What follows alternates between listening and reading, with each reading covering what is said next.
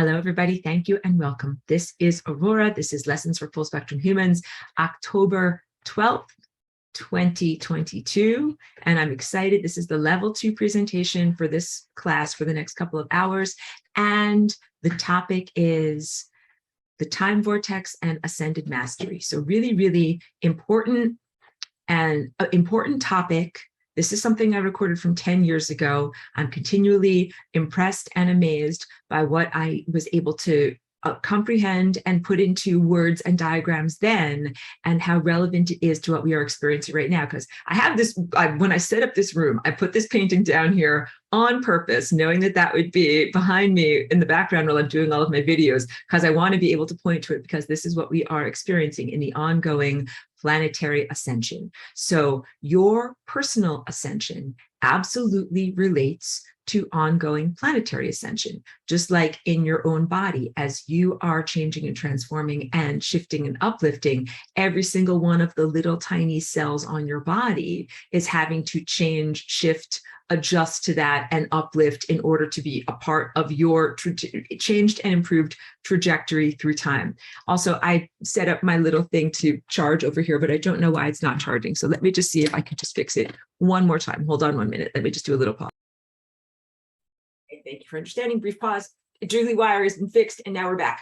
Okay, going to be talking a lot about this diagram as it relates to the lower quadrant over here. So as I begin drawing the time vortex, I'm starting off with this as the physical three-dimensional sculpture so that you can get a sense of this is a time torus. And when I draw my time vortex diagram, it is a simplified portion of this lower quadrant of what's down here. And I also want to get across the sense that every single one of these chakras, like when you are in this time vortex and you are on your journey of basically aligning with the central core timeline, which is what we're going to be talking a lot about today, you have these three other vortices that actually represent complementary aspects of your own life trajectory, but maybe not this same face, maybe not this same ego identity, but that they are all aspects of you.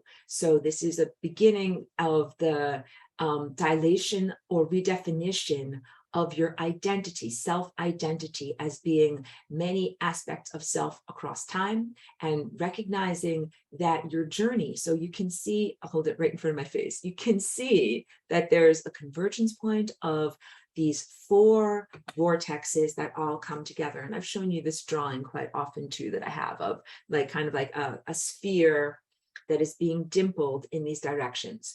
One thing I have like notes, like when I go through everything, because I re-listen to my videos and I say, here's something I really want to emphasize. Here's something I really want to make sure you're getting. So here's something I really want to make sure you're getting. I will start off with this. The sense of, let me just also do this over here. Great. And let me choose a nice color. So in my drawing, I start off with a sphere like this. It's a terrible sphere. And then show these impulses that are coming inward, creating the four vortex shape. All right. But I just want to do it in a simplified form, showing it as a square, even though you know that it's a sphere. You guys are all really smart. So I'm going to draw it as if it is a square, because it just makes it a lot easier for me to diagram. And then I'm going to draw this purple dot is singularity, the singularity. But I'm also going to draw it over here and over here and over here. If I sound super excited about this, it's because I am, and over here. So this, let me choose a nice color. This, what I'm squiggling on right now, this blue line, is a stretchy fabric. It is a stretchy membrane. And what you actually have in this motion of energy through time is an impulse that travels back and forth between these two places where the singularity is. So I'm using very intentional language. One singularity that is in two places because of the nonlinear sense of what time actually is when we start to look at time as a graphic depiction and not as a linear experience. So to contrast, time as a linear experience is before, during, and after, or first, second, and third. Or I joke in all of my analogies, like first you make the cupcake mix, then you put it in the oven, then you eat the cupcakes. But you cannot switch the order of those things around. That's linear time. Batter, oven, cupcakes, all right? But this is really a graphic depiction where we're seeing all of these events at once. We see both the batter of potentiality at once, the oven of transformation at once, and then the end result of cupcakes all at once. And so this singularity that is over here and the singularity that is over here, it's the same dot. It just, we're looking at it as it's in two places on its journey. And when I draw this line, which is the central core timeline, that we're going to be doing a lot of work at comprehending what that is today, what I want you to know and really internalize is that that pink line is an impulse going back and forth between all of these positions of the singularity. And I'm going to say this later in the class too. It represents something very similar to the mechanism of how a laser makes, how you form a laser by organizing light into coherent light waves. So that's going to be also a big part of this lesson. So what I just drew was a balanced set of forces. Every single one of these pink lines represents a force. So it's not only, you know, jumping back and forth, but it also has, let's say, a certain amount of pushfulness or forcefulness. I didn't want to use the word force again. Maybe it's going 10 units in this direction. All right. But then what you also have is, so you have, choose a different color. Here. You have 10 units going in this direction, right? And I'll draw a little 10 there so that you get this. You also have 10 units that are coming in this direction. And you also have 10 units that are coming from the left and the right. And so all of these things balance out, because if you have the same amount of all of these forcefulnesses converging over here at this singularity, now I'll go back to my face so that you kind of are getting what I'm saying. You have a balance in time. And these impulses are light or pure consciousness or pure possibilities and probabilities. You can also think of it as the end result of the equation of you. So as I'm teaching you today in the time diagram, every single one of these timelines has a beginning down at the fat end of the time vortex and travels upward towards the skinny part of the time vortex. And every single one of those possibilities is the equation of you. Minute 1 of your life, when you're born, when you emerge from your mother, plus minute 2, minute 3, minute 4, minute 5, and all of the times that you jump through time equal your final moment. And I'll get to the membrane of death and what exactly it is, but I just wanted to start off with that diagram so that you can comprehend if this equation of your life, go back to the diagram.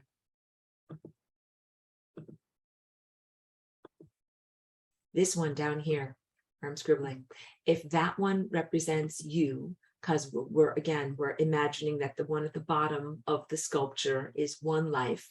Every single one of these pink lines represents the final correct equation of a version of you. That all of those pink lines are actually you, but it might be you in different bodies, wearing different faces, having different life experiences.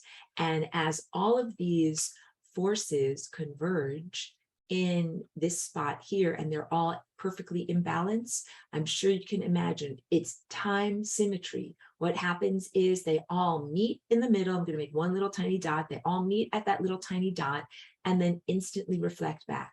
Now I'm instantly reflecting back in this direction, and that they all reflect back to the singularity. My lines aren't perfect because this electric pen is hard to draw with, but they all reflect back to the singularity, where guess what? There's a balance of lines.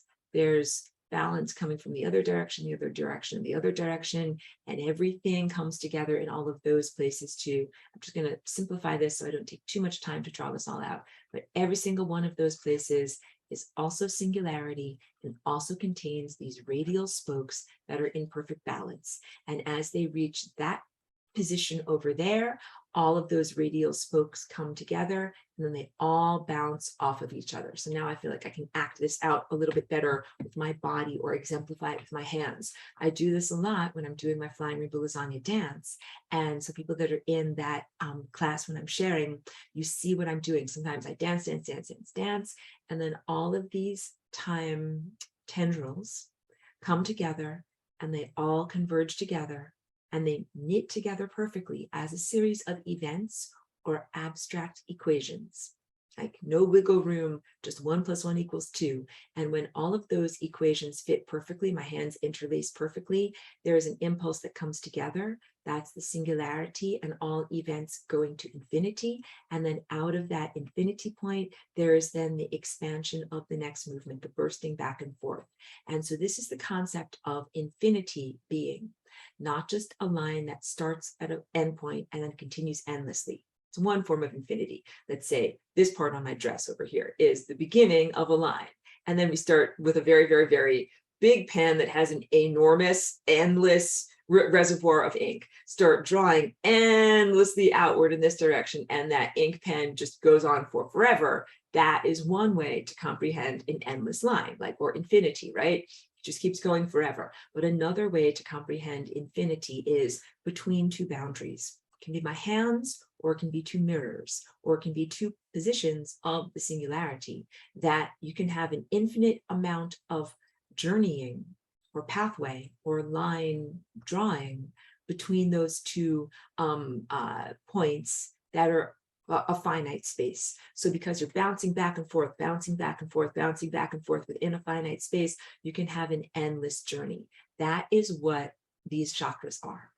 And I always have to say this because I know that there's been so much suffering and trauma on this planet, but I no longer define you as a traumatized planet. My language is important. So, many times I say, like, we're on a traumatized planet, and I had to learn about all this stuff. I've been here for 21 years, but things are changing and being redefined, especially with ongoing planetary ascension. So I no longer define this planet as a traumatized planet. My little dog is in her dog bed. She's right down there. But it's just like I adopted my dog. We just had our 5-year anniversary together. And when I first adopted her, she came out of a lot of trauma. And, sometimes she'd be like afraid of people, or, saying something, being a little barky when she meets people. And all of that was out of trauma. And sometimes I would have to explain to people, like, oh, she's a rescue. She's just been adopted. She's got all this stuff going on. But now it's been 5 years. She runs right up to people. She loves to say hi. She loves to get hugs. She loves all these things. I no longer define her per se as a traumatized dog. I say, like, she's moved through that and now is really defined by the past 5 years of her experience, which is her heart is beautifully open. She connects with other people and dogs very, very beautifully. And I'm so pleased to say, like, I don't define her as that. Not that you're dogs, but I want you guys to identify with Cheeky's journey of healing beyond trauma, because this planet has been through many, many, many multiple traumas that I recognize and respect. And also, I choose not to identify or define this planet as a traumatized planet. So all of you as inhabitants of this planet, just as there are cells on my body, your cells or body parts of the planetary structure herself, you have all been through some profound sufferings and profound woundings, and it does not define who you are. That's what you're coming out of, and you are able to be redefined and come into something different. So now I use different language and I say, we are on this planet that is healing from trauma or coming out of trauma or being redefined as something else. So when I talk about this, it has to do with these chakras. Some people are like, I hate my chakras, get me out of here. I hate the endless karmic washing machine. I hate these endless cycles. I'm feeling, this is to paraphrase how many people feel around here. They feel out of control, victimized, downtrodden, like eternal suffering, and like a sense of, Joanne is saying, yay, Cheeky. Yay, Cheeky, they're celebrating your healing. That's so beautiful. Thank you, Joanne. A lot of people are feeling very much mired in a sense of disempowerment, and that bad things have happened to them over and over, these time cycles, time loops, and the sense of chakras, like going through it over and over and over. So as I've been presenting this information over 10 years to everyone, I've come to comprehend, like, many people are perceiving it through that filter. of having been severely wounded or disempowered or have a lot of suffering from the many multiple time cycles that you've been through. And that's time cycles that go to other galaxies, other dimensions, Lemuria, Atlantis, or what is known as ancient Lemuria and Atlantis, even though I say it is concurrent, but people feel it is ancient, and also within your own incarnation experiences, and also within the multiple lives. Like, this is one life, this is one life, this is one life, this is one life. Each chakra shape represents 4 vortices, that at each vortex actually represents a life journey and a life path. And then as I get to the diagram within each life path, you have multiple repeating time loops. None of this is meant to be a prison. None of this is meant to be endless, repeating, existential diminishment of your soul. When I say existential, it's the kind of sense of like, why is this going on? Why suffering? Why does it have to keep going? That's what a lot of people define as the human experience, like an endless trudge towards death, and then another endless trudge towards death. And I'm like, no. Life's a fun adventure. That's what I told Cheeky every day, waking up in the morning, you know, as a new, she's with a new owner every day. I would say, life's a fun adventure. Let's get out there and meet some good people. So your chakras are not tools for imprisonment. Your somatic cells of your body are also not tools for imprisonment. Being embodied is not meant to be a prison. Life is meant to be a gift. Life is meant to be a wonderful adventure. Life is meant to be something that is amazing opportunity to be able to be here and be embodied, because the red area here of physicality, where we find ourselves, like seated on a chair or wherever you are listening to this video, that is the place where all of these particles and force fields and directional vectors of energy and levels of consciousness, that's where everything actually interacts. So it interacts up here at the source, where things are joined together at this violet point, and it interacts here at this edge at the periphery where you are embodied as matter, but then it doesn't actually interact here where my finger is wiggling. There's no connectivity there. So being in the physicality is an amazing opportunity to have all of these things interact and having all of these life experiences, for lack of a better word, play out. I didn't want to say drama on a stage like Shakespeare and the men and women on a stage, just because that kind of diminishes it a little bit, or disassociates into sociopathy, saying like, it's all just a play, it doesn't matter, because I know that we're also in this world where there's the overlay of various different simulations that make sometimes reality feel less real than it actually is. So I didn't want you to disassociate and step back and say, life is but a dream, or life is all a play. I really want you to be in gratitude mode for being alive, for having a body, and for being able to experience what it is to be embedded in time, which is the word I'm looking for, is privilege. It is a gift, it is an honor, it is a privilege and an opportunity to be here having this experience. So because now we're going to talk about time cycles and time loops, and I want to recontextualize this for you as, hooray, time loops exist, or hooray, I have these many multiple experiences, not as grim death march trudging through time. All right, so that's where I'm coming from on all of that. So to move forward from my actual notes for the day, I'm going to start drawing a diagram that represents the lower quadrant of this shape. But I want to begin with the actual shape so that you can see it's shaped like a circle like this. So when I draw the bullseye, this is what you're looking at. You're looking at it from the bottom up, or the foot position. And I'm just going to always be consistent and always point with my little, this is your Ascended Mastery pointy tool. This is where your timeline that you want to be on goes. It goes right up that central core timeline. It is the arrow that goes directly to the bullseye. And to redefine again, the bullseye is this 0th dimension. And I recognize that in last week's class, I did building the dimensions, and I did a super fast job. And I don't want everyone to be like, that went by fast, I still don't know what WTF is going on. Like, yeah, I don't want you to be concerned or overwhelmed. I'm going to go over that many times, beginning with the 0th dimension into the 1st, the 2nd, the 3rd, the 4th, the 5th dimension, what all these are. And I'll keep on reiterating that so that you begin to feel a sense of being familiar with that terminology, and it does sink in, because I don't expect anyone to learn a symphony in one, like, let's play a symphony in one day. Everyone, like, no, it definitely takes time. You need muscle memory, and the way that most people's minds work is through repetition. You build more and more and more neural pathways that are stronger and that last over time. So I will go over that many, many, many times, but let me get to this, because all of this relates to the 0th dimension. That's why the reiteration of how do we build the cosmos and what is the 0th dimension really matters when we start to go into what these time vortexes are. So now I'm going to clear everything out, because so also let me draw one more important thing. When these pink impulses come from the blue membrane, this square that you recognize. The blue membrane is not actually a square, it's actually a sphere, but I'm simplifying it as a square. When this membrane, this impulse, this pink impulse goes upward like this, it is the creation of this flowing membrane that I call the flowing membrane of death.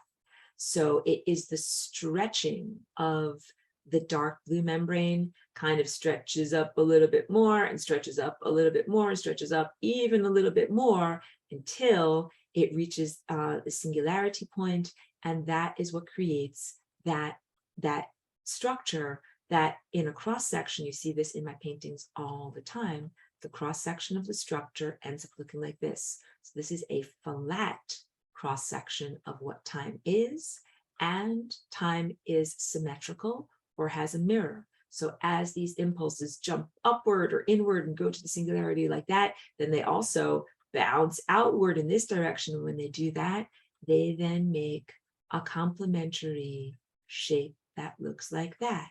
And so what I'm starting off with is some very advanced material, which is basically showing many, many multiple time vortexes together in a crystalline, let's call it a lattice. Because if I call it a matrix, you're going to say, that's like that movie. And the matrix was something that held everybody in a prison. And so I don't want to identify with your, reverberate your trauma, press your buttons in that way. So let's call it a crystalline lattice. And what is a crystalline lattice? It means that there are particles like here's one, here's one, here's one, here's one, here's one that are held in a regularity, in a sense of orderliness. There is an orderliness and a symmetry and an integrity, a structural integrity to crystals. Crystals have wonderful structural integrity. Let me clear this all out. I'll hold up here, clear everything out, and I'll hold up in the little tiny screen, but it's big so that you can see it. Here's an example, over to the camera. Here's an example of a crystal. That's like a big quartz crystal. And guess what else? What I drink out of, my crystalline glass. That's an example of a crystal. And here's an example of a crystal too. This is like a rose quartz crystal. And you know what else is an example of a crystal? The Earth's core, even though it's not clear like this, it is metallic. So crystals have a regularity of structure that gives them an enormous amount of strength and coherence. That is what matters. So now let's be consistent in all of the colors that I chose here today.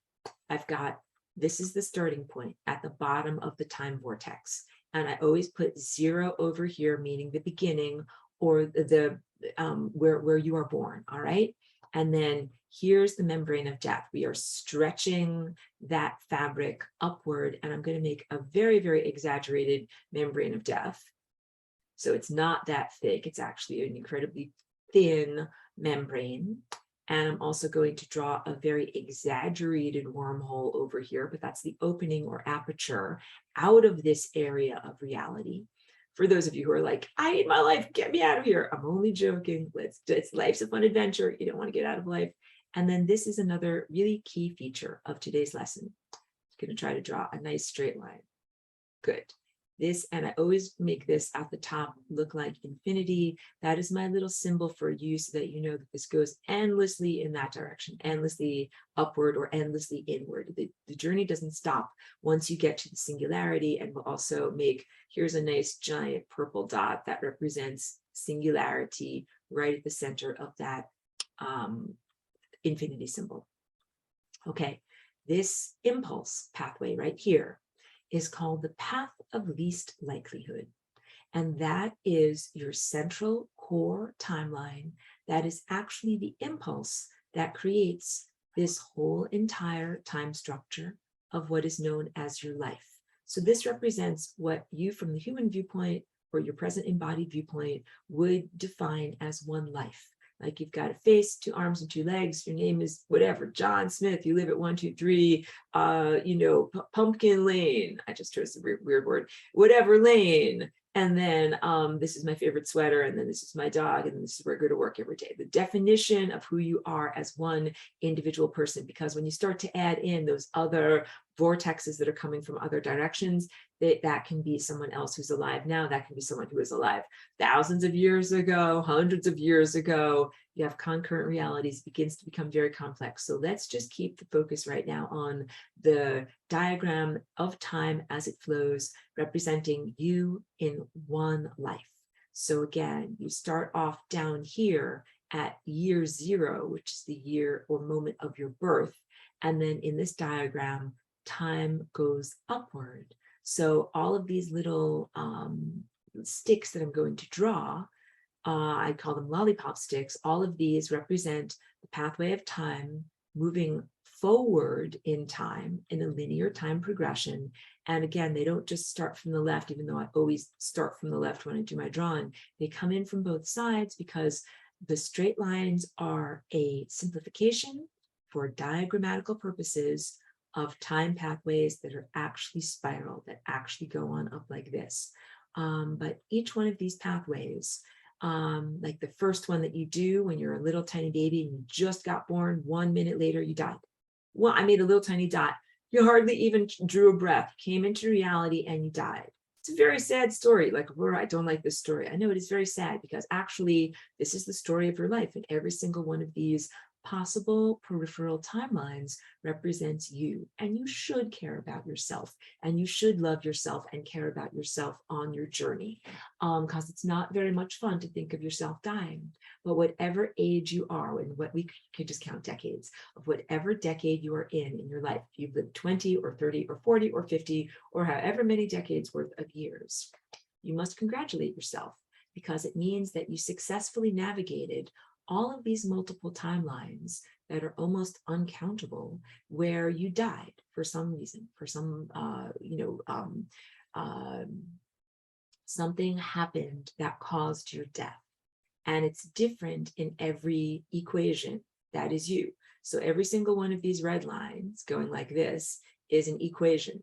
Moment plus moment plus moment plus moment plus moment plus moment. These are an almost uncountable number of moments separated only by the Planck length. So very, very, very, very, very skinny slices of the cake of reality. But all of those moments equal, and that's it, like an equal sign. I should draw it the right way so that you're not so confused. Equals, this is the final moment of your life. And this final moment of your life, I sometimes call it the final denouement, because that is the word in a movie. Again, not to have you disassociate and think that your life is but a dream or your life is but a movie. But it is that word that is used for the, the end of the movie. Like, I don't want to be blithe either, but like, da da da da da, the end, and then that's like the frozen moment at the end. But it's not that, because that's very blithe for me to say that, because that's the end is actually you dead, which is not very fun. So you can tell I'm going a little bit into lighthearted. But that can also be considered the culmination of your life. So all of these moments add up together into the culminative moment of your life. Not, the silly, disassociated, that's all folks type of cartoon reality. But where I'm drawing these red dots over here, that's you on the membrane of death. So the membrane of death is a flowing membrane. It is not a static object. I know I'm here working with two-dimensional diagrams and nothing is moving. But if I had an animation of this, you would see energy that comes from the source over here and flows in this direction. But there's also, it's two-way highway. There's also energy that comes from this direction and flows upward over here. So it actually is a two-lane road. But for right now, just think of it as an impersonal force. I'll go back to my face, actually, while I talk about this a little bit. In this world of human-centered emotion and perception, again, there's been a lot of suffering. You could say death is part of the primary trauma, like death was created. Like when you lived in Atlantis, that was the time before death. No one experienced death. Death was invented or created, or the capacity to experience death was something new. And it has caused a lot of suffering and grief as you've been separated from loved ones or experienced death yourself many, many, many times. Either you died or they died or something died. I used to have a beautiful orange tree in my backyard. This is like when I lived across town. Hold on a second. I'm talking about it because I still have an emotional wound over it. And I lived in that place for like 4 years, and I watered that orange tree. And when I moved out, the landlord cut it down. And I felt like, oh, like that tree died. Like it still hurts my heart a little bit. But I found out it might have been because of a citrus disease. It might have been a diseased tree, but it might have had, again, 5 or 6 or 10 more years left to be able to be alive, but they just, summarily cut it down because I had been like fertilizing it and watering it and doing all sorts of nice things to take care of it, talking to it. I put crystals under that tree. So again, that's like an example of what it's like when you love something, care for something, form emotional bonds and attachments to it in reality, and then that organism dies. And then it's not there anymore. So there's a suffering and a wounding and a loss. So I can relate to you in the sense of personifying death. In the human realm, death is personified. It usually looks like a skull and has a black hood and a cape and a big giant knife. And it comes and it cuts people down. It cuts things down, kind of like the idea of cutting down that tree. It's seen as like a scary, monstrous or distressing character, not something that is very friendly or celebratory, or it's seen as something like scary and maybe even bad or evil. So it's okay, it's seen through your human filter. What I'm trying to get across to you is that death is an impersonal force. When you get up to these levels of understanding, just pure time, where I'm drawing these diagrams, death is an impersonal force. Like if you have a river that is flowing, it is just an impersonal force of water. It is just flowing in a direction. And yes, it is causing erosion on the rocks and is causing the change of sediments and bringing and carrying things downstream, and fish are swimming in it. It is just a flow of energy. If I go back to this whiteboard, that is what death is. Death is an impersonal force. I use the right color here. Keep things sane for you, that flows away from the source, and it is this membrane, and the membrane is really just a thickening of the material of time itself. So the only difference between, let me just choose a neutral color here, where I'm scribbling in black and where I'm scribbling in black, those are actually two different discrete dimensions or zones or levels of experience. The only difference between that, the only thing that separates those two places is this membrane over here, and the membrane is also made of time. So, okay, my words just did not come out very smoothly there. Let's try it again.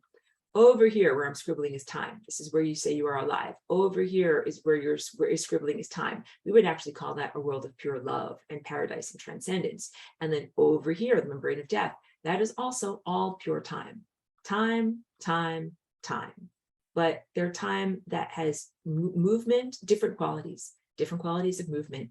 Just like water in my glass. I know it's a little bit hard to see in my glass, but if I had like a perfectly round cylinder glass where the this part right here, the surface of the water, there's a slight thickening of water that is known as the meniscus, and it is caused only by the surface tension of water itself.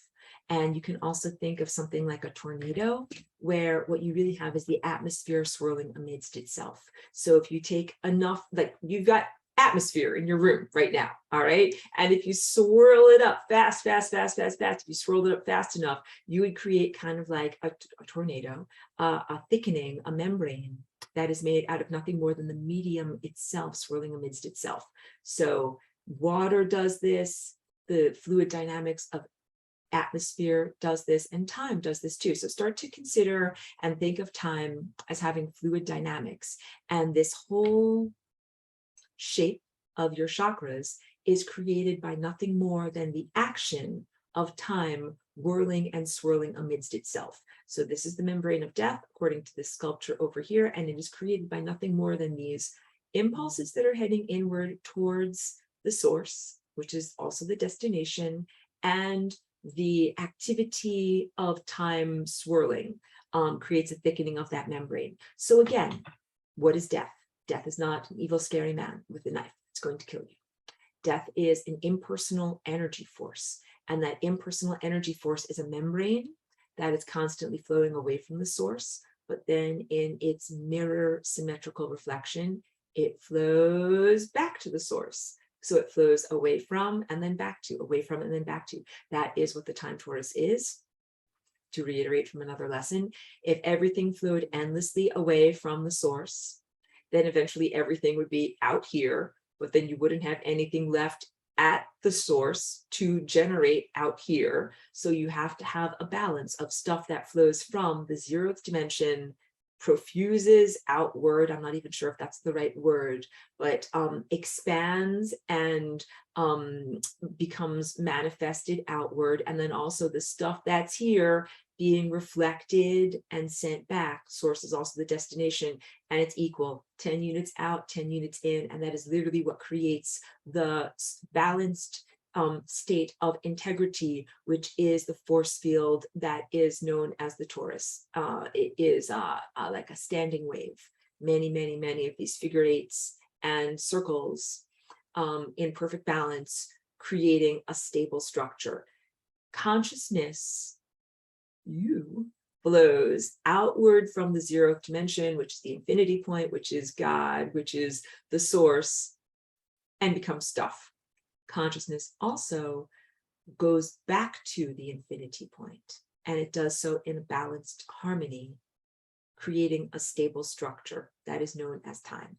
10 units out, 10 units in, or 1,000,000 units out, 1,000,000 units in, or 0.57 units out, 0.57 units in. That beautiful balance is what literally upholds the fabric of time and upholds the fabric of reality. And to bring it, personalize it all to you, your personal journey of moving through your life and moving through these various time cycles is part of the upholding and sustenance of the integrity of the fabric of time. You matter. This is for anyone who thinks like, I'm just a stupid nobody and I drive my car down the road while I'm drinking my big gulp and I, go to my job and nothing matters. Like, no, you matter.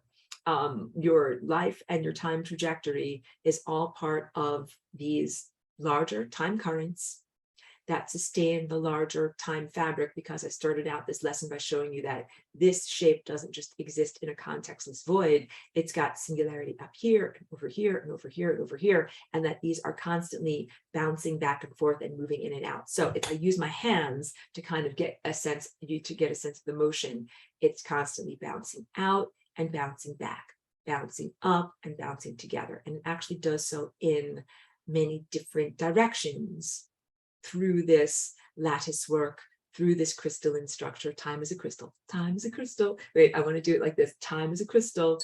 Beautiful. Time is a crystal, and you are part of it. You are part of that divine organizational structure. So whether or not you are driving down the car, drinking your big gulp or your coffee or whatever, or eating your power bar, or whether you're on a completely different timeline, actually matters to the overall structure of time. And you can also think of this in spiritual terms as kind of like this in-breath, out-breath, the creation, in-breath, out-breath, balanced forces that some religions or spiritual traditions talk about, that kind of like a sacred in-breath, a sacred out-breath, the balance of forces. So that's really getting into the esoteric, spiritual, but still human-centered anthropomorphic viewpoint. But I'm really coming at this from a math viewpoint, like positive 1 plus negative 1 meets in the middle and makes 0. And that's coming from all of these beautiful directions. And positive and negative does not mean one is better than the other or one is worse than the other. Okay. All right. Now let's get to time cycles. Because as you have an impulse that emerges from the 0th dimension up here and gets ready to become matter. It's like you get your consciousness over here and you are everything and you know everything and everything is in its potential overlapping infinity form. But you're like, wait, I want to know what it's like to be an individual and be like a fish submerged in the river of time, not outside of time, looking at everything from like the outsider's viewpoint. What you do is you flow all the way over to here and you start assembling yourself as matter over here. And that is like the gestation in the womb. And again, like you could also think of it in mirror symmetry as assembling over here. I just always draw it over there on the left. And then as you are born, the moment of birth is the moment of individuation from your mother. When you are inside of your mother's body, your timelines are overlapping. You don't have your own individual time vortex. But when you emerge from your mother and the umbilicus is cut, then you have your own individual life. You are an individual organism that can survive and experience reality separate from the person that brought you here. You got it? So that moment that you emerge from your mother, you begin going in this direction through time. But again, the first experience that you have is of dying like 1 minute later, and it can be any misadventure. Think about anything that can kill a child that has just been born. It could be, you know, like something where you have a birth complication or a virus or something is wrapped around your throat or the nurse drops you or whatever happens, the baby dies immediately. Or sometimes the baby just never takes its first breath or it has fluid in its lungs or whatever happens, like a birth trauma. It doesn't survive. And then, okay, let's say that happens. It's very sad, but what happens is that is the end equation of you, that little red dot right there. And that in these multiple time loops, what you then do is experience the flowing force field. Let me use this light blue color. I want to use the light blue color because I'm kind of like, I think when I'm consistent, it helps you to comprehend. The light blue flowing membrane of death washes you in this direction, like a current of the river. Makes you flow where the current goes, and it brings you back to the beginning, except you have already experienced this first tiny little moment of life, but now you start off over here at the next position and you start to try the experience of life again. And so what that looks like is your genetic sweater is unmade. Every single one of these red dots over here represents the knitted end result of a particular pattern of your sweater being put together or crocheted. And sometimes it is not crocheted perfectly. And that when you crochet your sweater perfectly, you're on this timeline over here, all right? So all of this experience is about trying to get the equation of you perfect or the pattern of your genetic sweater, quote unquote, perfect, so that you are able to exit this level of reality. Again, not in terms of escaping a prison, but in terms of transcending or being able to go out of a level of reality that you have fully explored and fully digested all the lessons from, all right? And we'll talk about coherent light and what is actually happening for you as you go through this life experience. What it is to be, I am telling you guys the process of what it is to become an ascended master. And each one of you has baked into the potentiality of your life, the diagram of your life that I'm showing you over here. It's inevitable. This pathway that I am circling right here is an inevitability. Well, why? Why is it an inevitability? The truth is that is really the only pathway that remains. That when you have all of these red pathways that are faulty equations, and I tell you that I'm like a math teacher, and then I'm like, no offense, guys, but if you are one of these red dots that I'm drawing over here and you ended up on the membrane of death, you did not do your math homework correctly. And the experience actually of going on the membrane of death and having your genetic sweater unknit, like, you know, you've got all these loops that come together to make a sweater.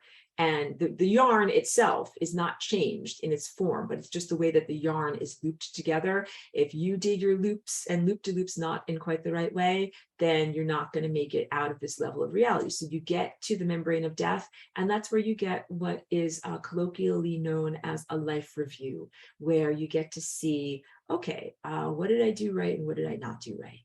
And then to make changes, slight changes, as you try to do it again.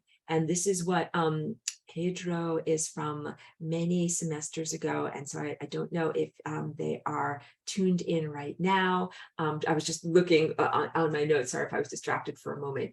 GOTA, game over, try again. So that's something that Pedro did not invent, but he brought to my attention in many semesters ago. So shout out to Pedro, and thank you for being a wonderful student of all things Flying Rainbow Lasagna. The idea of game over, try again. Again, not to disassociate and say that life is like a video game and nothing matters, because things matter quite a lot. When you die, it matters to you, it matters to the universe and to the cosmos.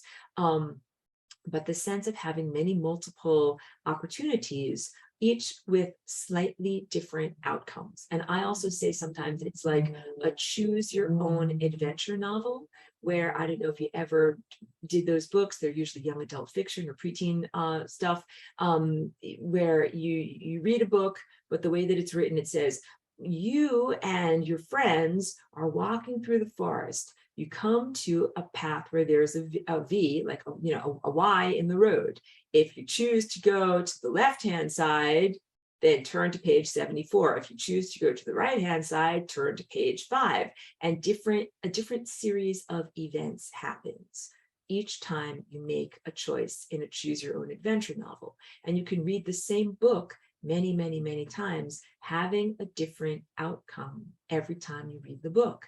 That is the branching nature of time, and it's called fractality, and it is exactly what you are experiencing here in your life's progression. So you're going along on your life's path. Here is a decision node or branching structure.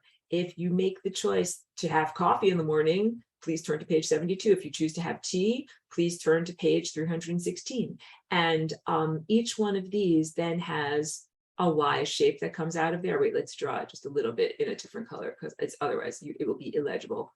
Then over here, so you decide to have tea. Do you put lemon in the tea, or do you put milk in the tea? If it's lemon, turn to page 805. If it's milk, please turn to page 1. And then every single one of these moments in your life has an ever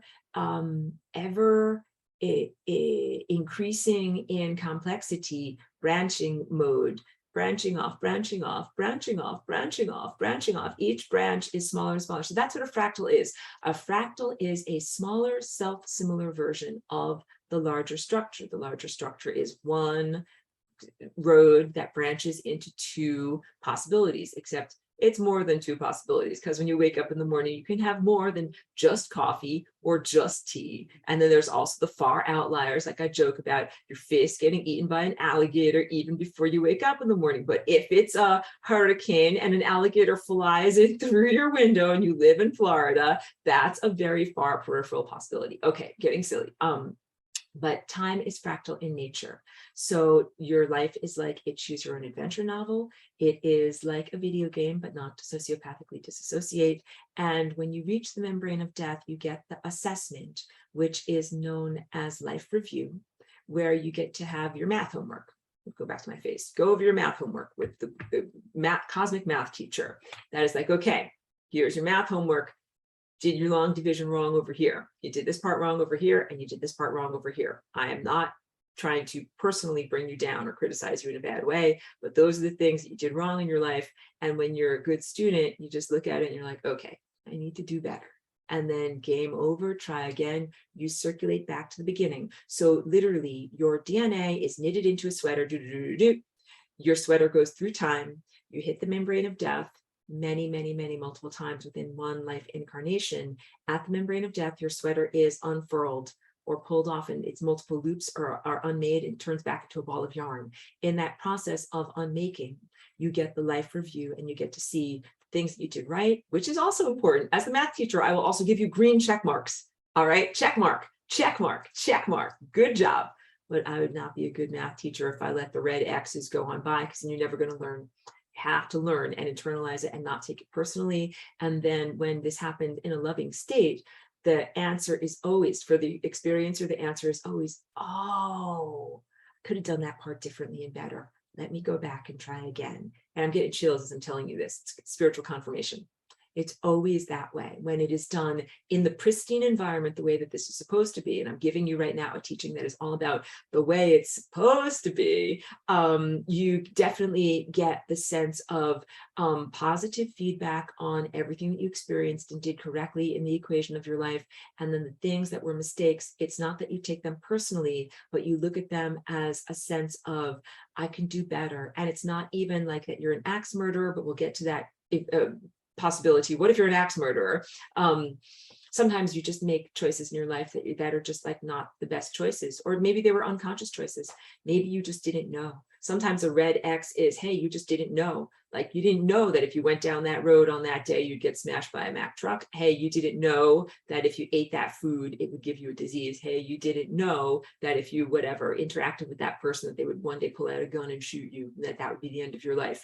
You didn't know. So doing your homework, getting your life review at the end of your life is positive, because then you get to know on a higher self level, higher consciousness level, not necessarily on an ego level. You get it? And then you assemble back at the beginning, the bottom of the time diagram, but from a slightly different position, slightly different starting point, slightly different beginning perspective. And then you begin the time trajectory again. And so, yes, you are born from your mother again. And then, yes, you go through early childhood and infancy and all these different things, except you're doing it slightly differently. And then when you get to those moments of the red X's, there is internalization of the truthfulness of what you learned in your life review between lives.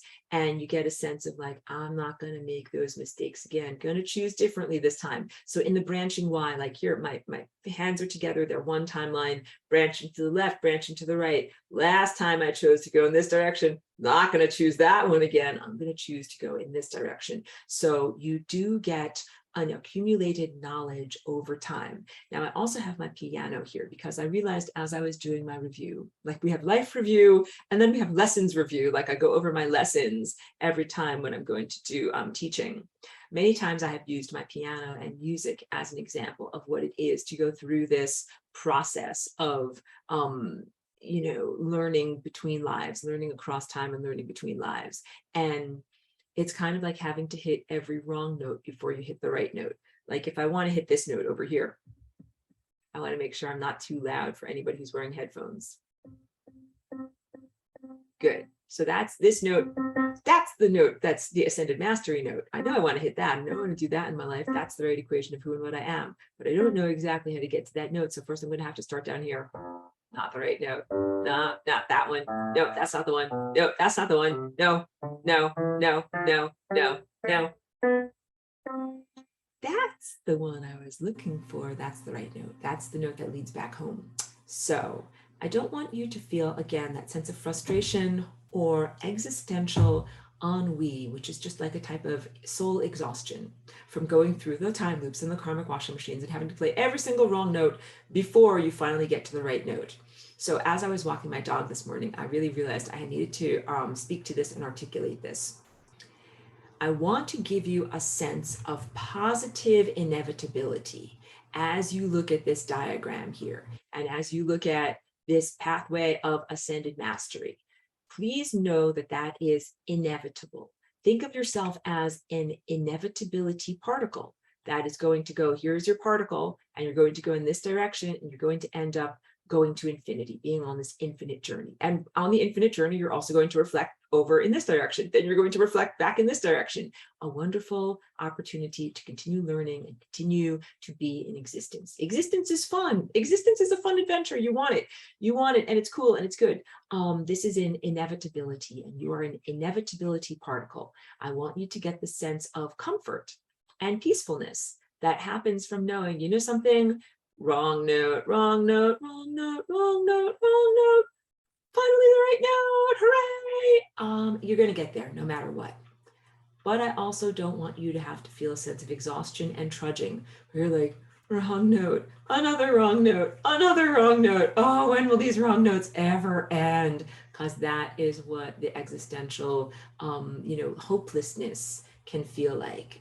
So yeah, so you are an inevitability particle. Your success is inevitable. Your return home, your return journey home is inevitable. It is part of who you are. And this is a remembrance of God presence or yourself as God, or reconnection of yourself to God as God.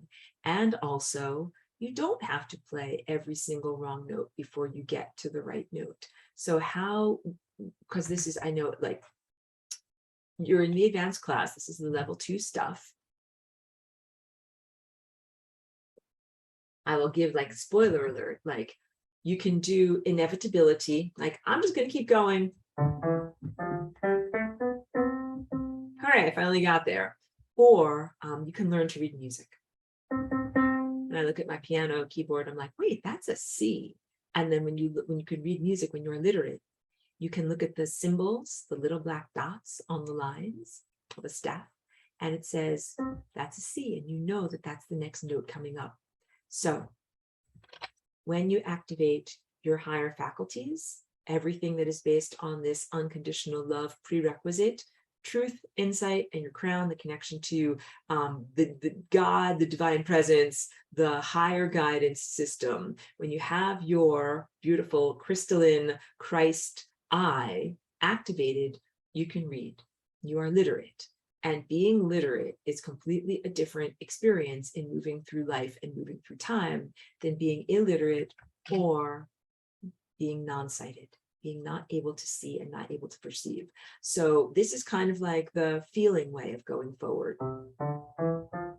Not sure if I'm going in the right direction, but I kind of feel it, felt it, and went in the right direction. That is great. It is inevitable.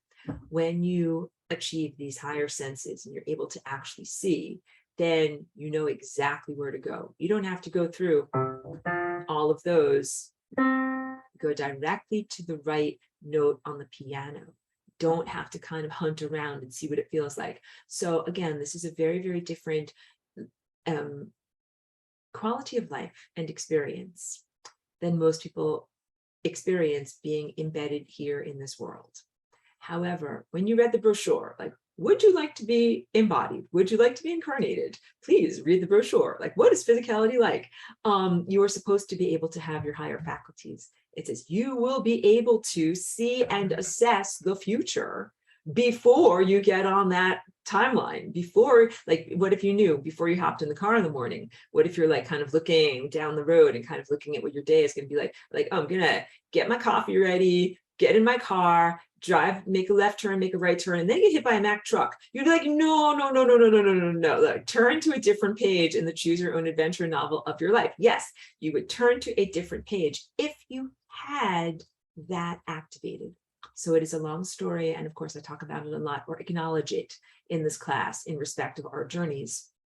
Mostly we are in the process of reawakening the higher faculties, and mostly everybody has been flying blind or navigating as best they can through senses, feelings, a feeling state, a sense and intuition, sometimes from your guts down here, but not necessarily from a direct knowledge of time. So what it was like in ancient Atlantis, everybody had their third eye activated. Everybody had their divine connection to the sun and the stars and God. Everybody was guided in every moment with the knowledge and presence that you know that you're God, and you know that you're embodied, and you know exactly who you are, and you know exactly what you're doing, and you know what you're supposed to do and say and think at every single moment of the day.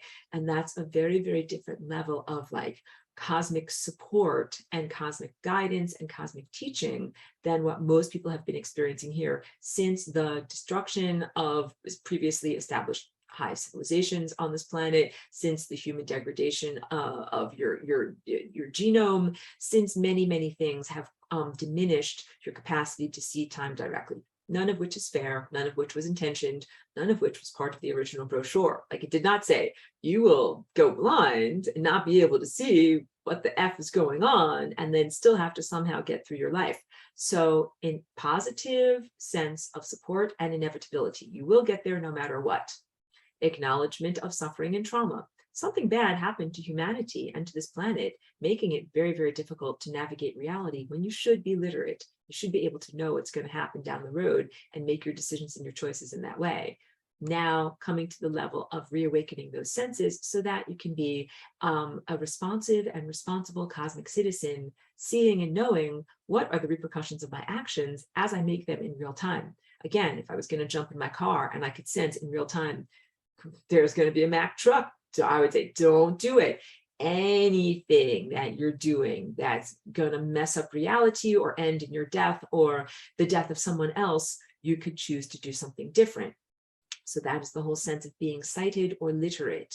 And literate is also maybe even better than sighted, because when you can see and perceive a lot of things right now in your present state, but don't necessarily know how to make sense of it. So can you guys remember being pre-literate? Like maybe under age 6 or under age 5, I don't know when you learned how to read, but there was a time in your life before you knew how to read words. And you might look at a can in the supermarket and be like, it's something, but I don't know what, because I don't know what that says on it.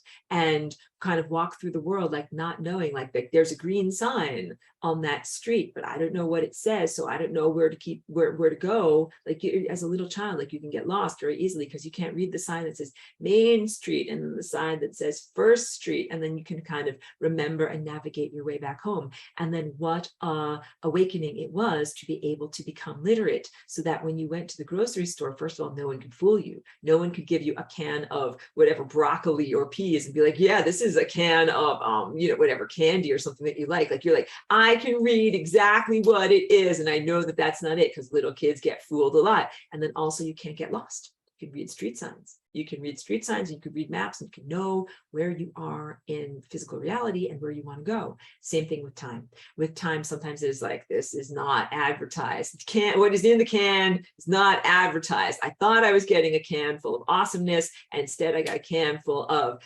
being hit by a Mack truck on the road trying to go to my job in the morning. Guys, not what I signed up for. When you are literate, you can read the can very easily, and also you can navigate time. In everything that I draw and paint over here, these are all maps of time. I'm like cheering, maps of time. Hooray, maps of time. Maps of time are great because you can actually see where you are. So all of these paintings that I have back here are basically about perfect maps of time where you're navigating and going in all these different directions. And when you are literate, you can read and you can say, if I make that choice, I'm going in that direction. If I make that choice, I'm going in that direction.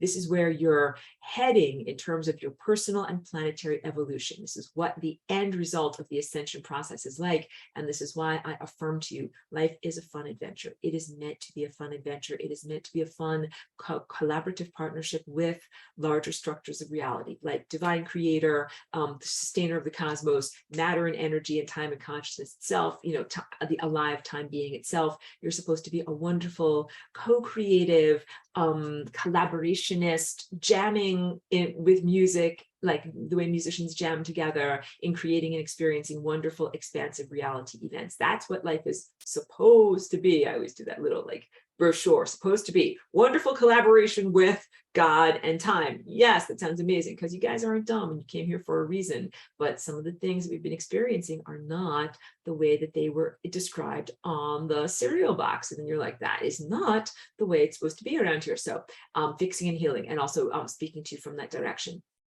So let's go back to this time diagram.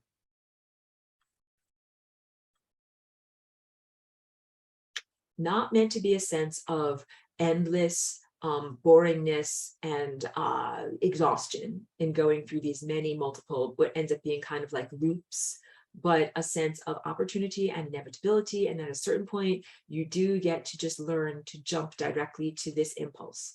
And what really is going on here is that all of this stuff over here is filler. It's the periphery. It is not the central focal point of your vision in terms of your time eye. That's what your inner eye is. That is where your crystalline Christ chakra is. It's your eye of time. And just like your physical eye, in your physical eyeball, here I'm drawing an eyeball over here. This is the front of your eye with your iris and your pupil. But on the back of your eye over here, you've got your retina. and your retina has all these little different receptor cells on it, right? And then it has your fovea, your focal point, and the focal point has lots and lots and lots and lots and lots of receptors. That's where all the action is happening. If you're looking at your screen right now and you have sight, you are looking at me using your fovea, and the stuff that's going on around the edges, the periphery of your vision, you are just picking up minimal amounts, maybe a little bit of color, a little bit of movement, a little bit of the sense of light and dark, but not really a sense of everything that's going on in that area of your life, or in that area of spatial reality. Now let's talk about what's going on here. The stuff that's happening at the periphery, these shorter timelines, that's not the central focal point of your life. This is the central focal point of your life. And that impulse is actually the primary impulse. So in exactly the same way that you can have either a plane, here's like an aeroplane. Oh, I'm drawing like the worst airplane in the world. Hold on a second here, guys. I'm like, I didn't even start off very well on that. Like, here's an aeroplane and it's got the tail, and then it's got a wing, and then it's got another wing over here. And as the airplane flies in this direction, it leaves behind it kind of a wake that is kind of a vortex shape. And same thing if this is a boat. Just draw a very fast boat with the little tiny sails, you know what I'm talking about, going in this direction. It leaves behind it a wake in the ocean that is shaped like these V-shaped vortex shapes. That is exactly what this is, except the fluid that you are going through is not the atmosphere or the ocean, it is through time. So this is your either plane or boat that is going in this direction. And as you're going upward in this direction, going back to the source that emanated you, this and this is the V-shaped wake that ends up behind you. All of this stuff over here is the side effect or the peripheral result of the initial intentional impulse. That is this. So this path is the path of least likelihood. I want to do a couple of more things. I want to say that every single one of these culmination moments or final denouements contains within it the implication of every single one of these red, I call them lollipop sticks, the timeline that you were on in order to get to that final culmination, where maybe you're smashed up on the highway because you went in the wrong direction and there was a Mack truck. So what you can do in terms of recognizing this diagram and simplifying it, you can erase all of these timelines because they are there by implication in the information that is held in every single one of these red dot bubbles. And so this area over here all ends up being empty, all right? And every single one of these red dot bubbles moves down the line through the flowing membrane of death, through the force of death itself. And then, of course, you reassemble. So eventually the only thing that ends up being in reality is this, you as the beginner over here, and your journey going up in this direction, and then you as the experiencer of return to God, the source, which is also the destination. So all of this other stuff ends up being kind of cleared out. And every single one of these moments where you died is kind of like your hard drive. I don't have a hard drive with me, but kind of just like, imagine that I'm holding up a computer hard drive, the thing that you use to record every single moment of your life, every single decision, every single moment. Like, get it back to my face. Think about that. Even if you only lived for 5 years, think about all of the places you went and all the things that you saw and all the thoughts that you experienced and everything that you did over 5 years. That's a lot of information to be on a hard drive. That's what is stored in your DNA, quote unquote, sweater. And then when you die, what you're really doing is broadcasting that or giving that back to the sun and the stars, because P.S. spoiler alert, guess who emanates timelines, possibilities, and probabilities? The sun, the stars, the stellar network. They are great thinkers in the sky, and they are great creators in the sky, and they are a subset of God, not exactly synonymous with God, but if you added up all of the stars and all of the suns and all of the light and all of the photons and all of the potentialities and possibilities and probabilities, then you would have the totality of divine intelligence. But we're on a planet. Dun, dun, dun, planet's right over here. the sun is our nearest emanator. You could think of it as the artist that is painting us into reality, and that sun star is creating the possibilities that are the time roads upon which you drive, or the fluid dynamics through which you fly. And that when you die, what's happening is you're not only getting a life review for you, but you're handing in your homework. You're giving your life experience back to the sun. And like, I'm now going to pretend like I'm the sun. All right. And we're going to be like, oh, thank you so much. Thank you for the hard drive. And we're going to look at it like I'm reading a book, be like, oh, well, like then that happened. Like, if only I had known that all that stuff was happening to you, I would have sent out and emanated a corrective experience. That this speaks to some of the questions that you might have, or wonderments in the presentation of this time field diagram.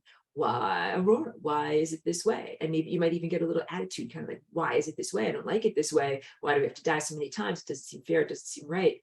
The answer is, when you are in direct live broadcast mode and you talk to the sun and the stars, then the sun and the stars send out corrective experiences where you're like, I'm about to hit a Mack truck, SOS, like do something. And sometimes people have these amazing experiences in that moment of profound peril, being able to connect to the sun and do like beep, beep, beep, beep, beep, sending out the signal of supreme distress.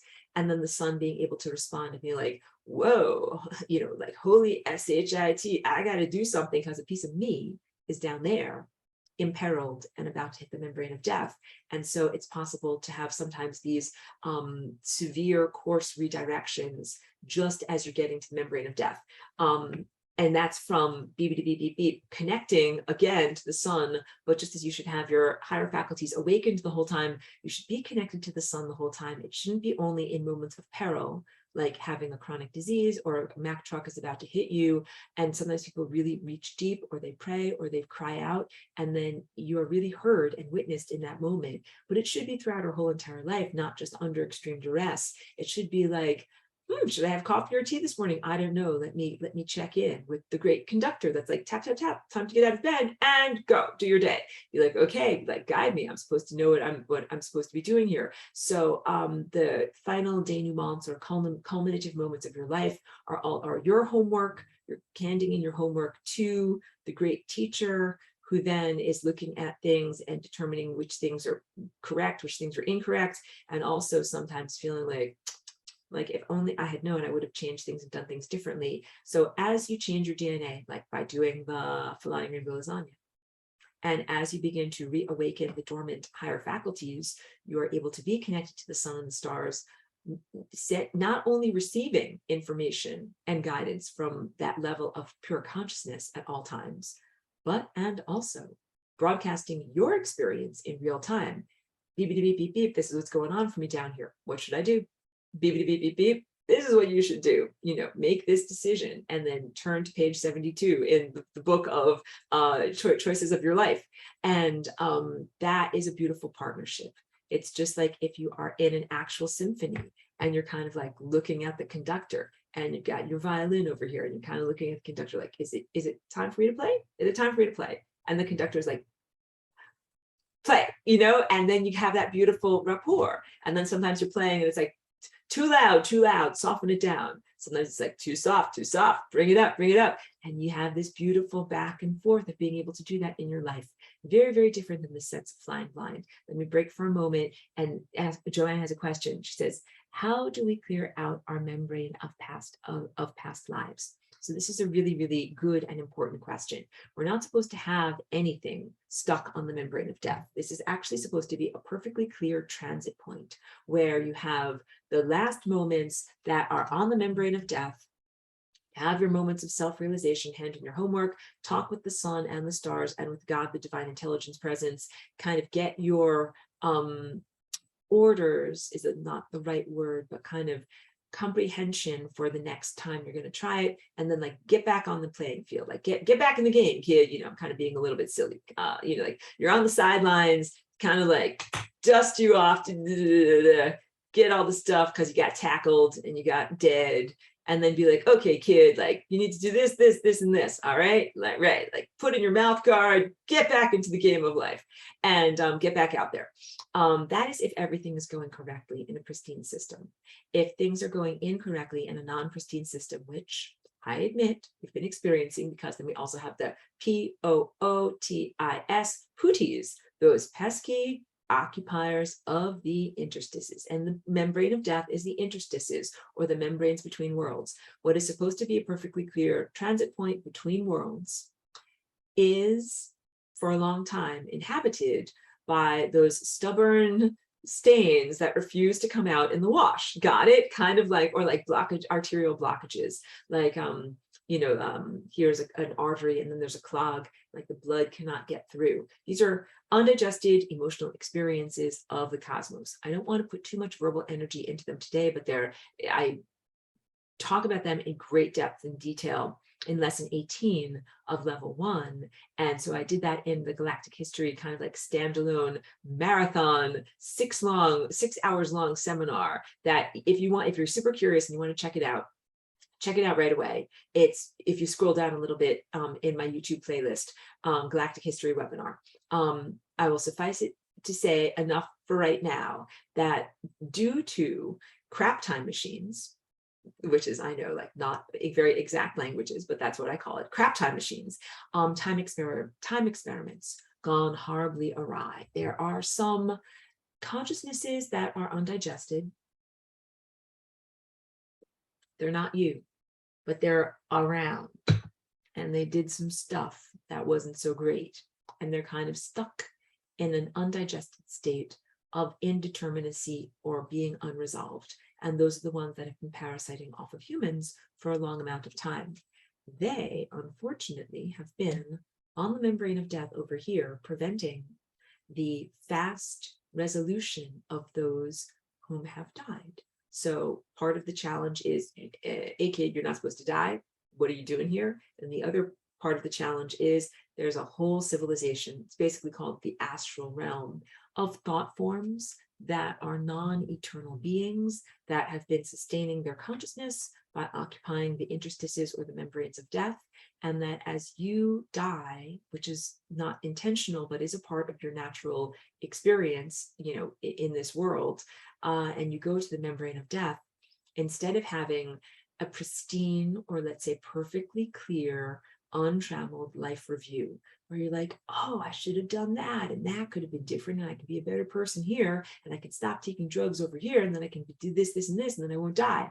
Instead, what people are experiencing is sometimes an unnecessarily long, drawn out process of slow dissolve, basically torture. Sorry that I'm explaining torture. It's not fun. You are being tortured sometimes on the membrane of death by these consciousnesses and negative thought entities that feed off of torment and misery.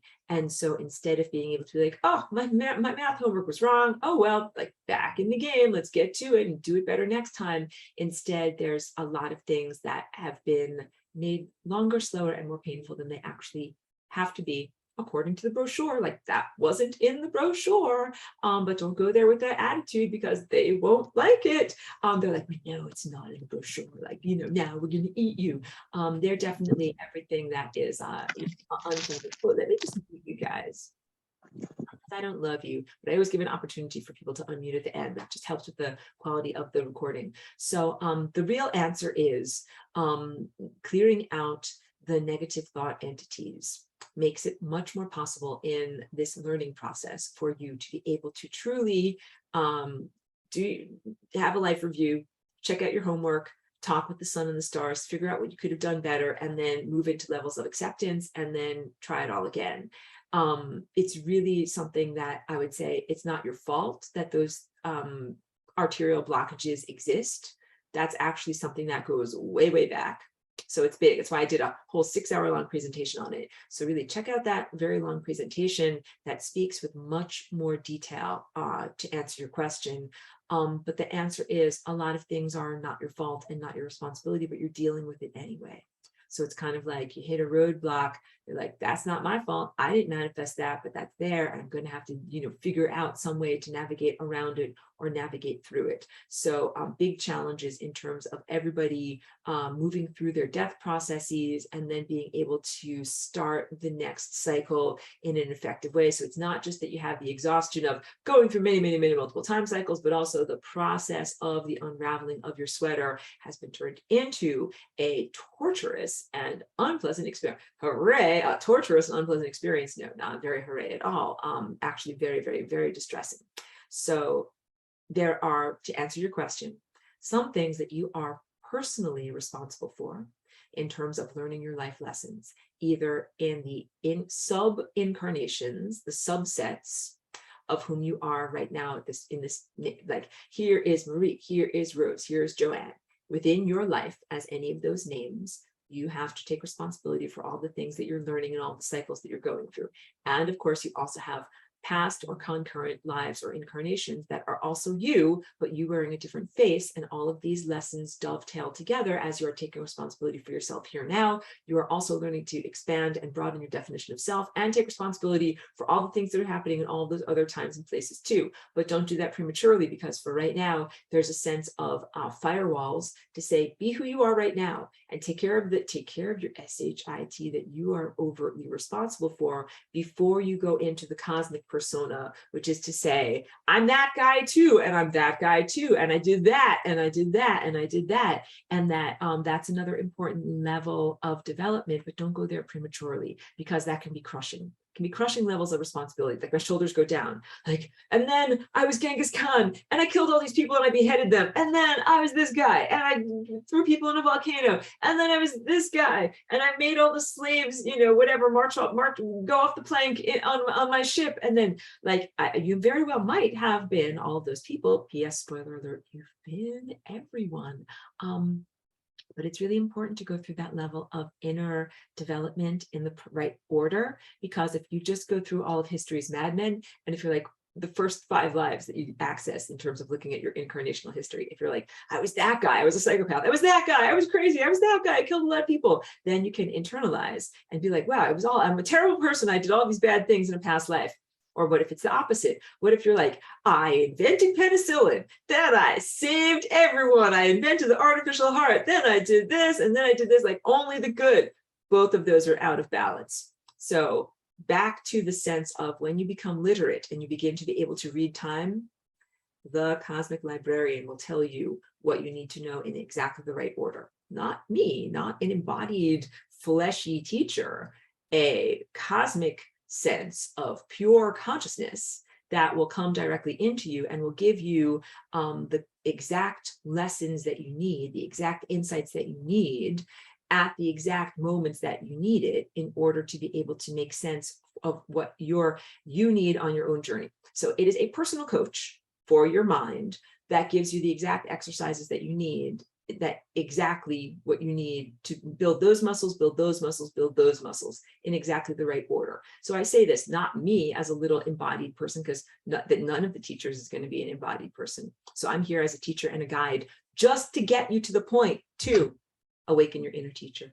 Get to the inner teacher, and then the inner teacher will totally take it from there. Do you get it? That's what I'm trying to say, because I recognize like I am here embodied in a fleshy body in a world where there's so much confusion and so much miasma and so much challenge in terms of getting across information.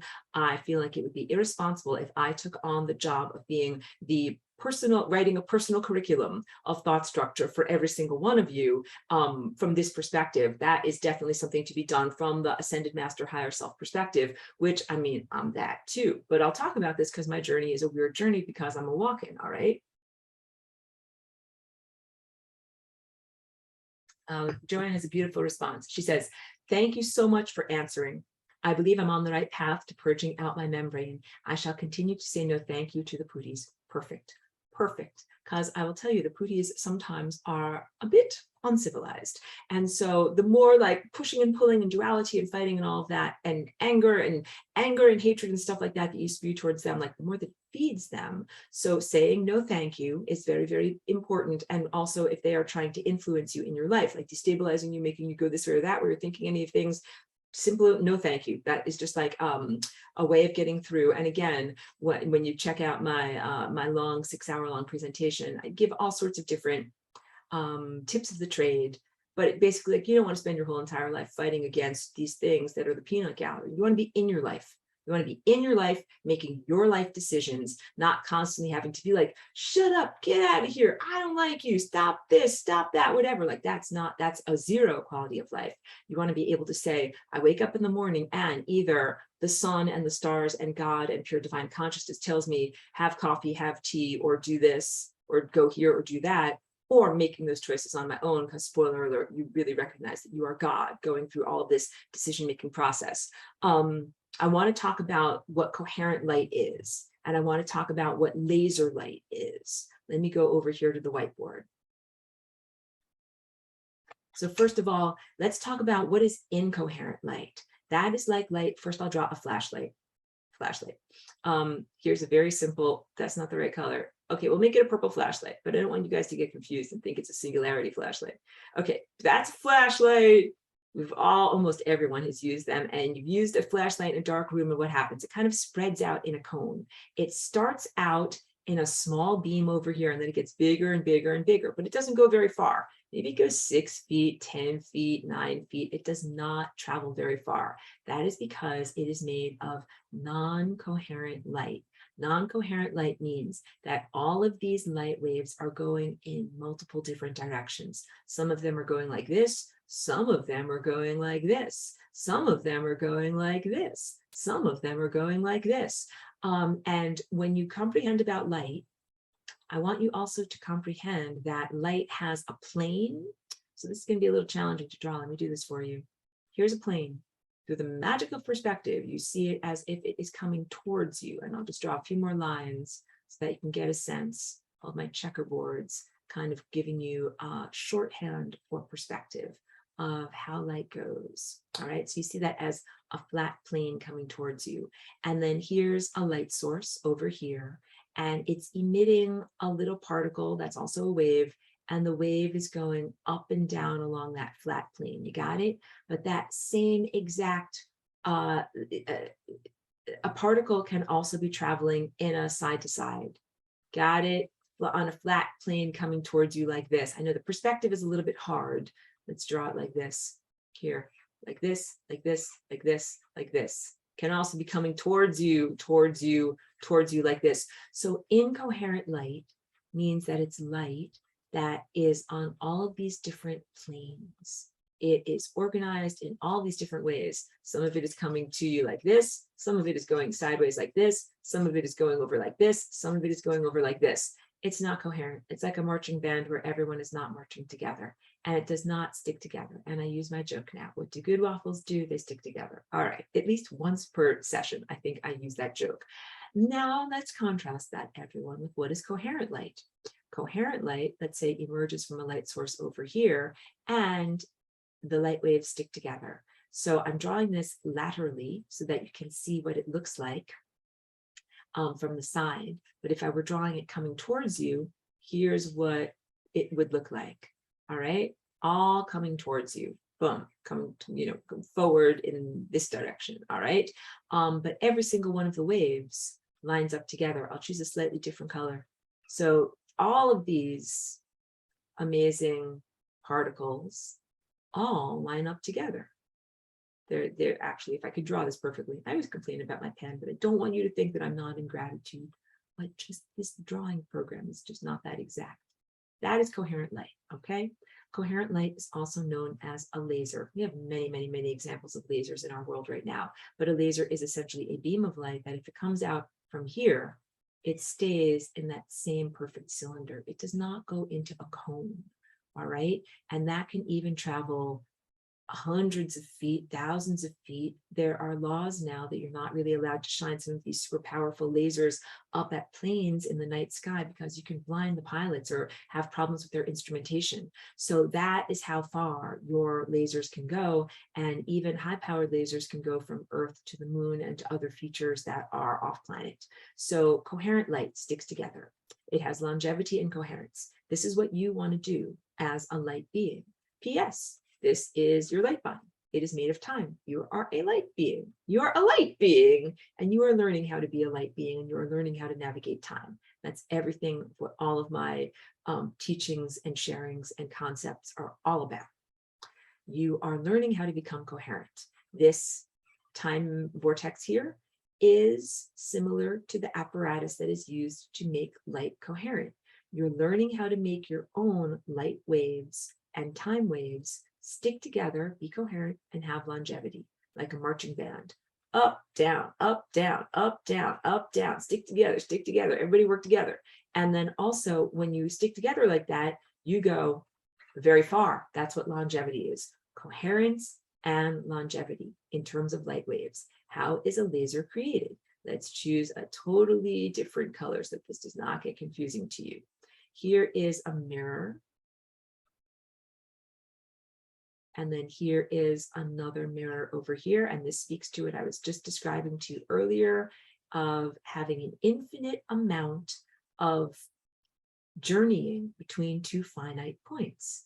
Finite means that it's not infinite. So you have beginning here and end here, but then you also have beginning here and end here. These two things are constantly jumping back and forth.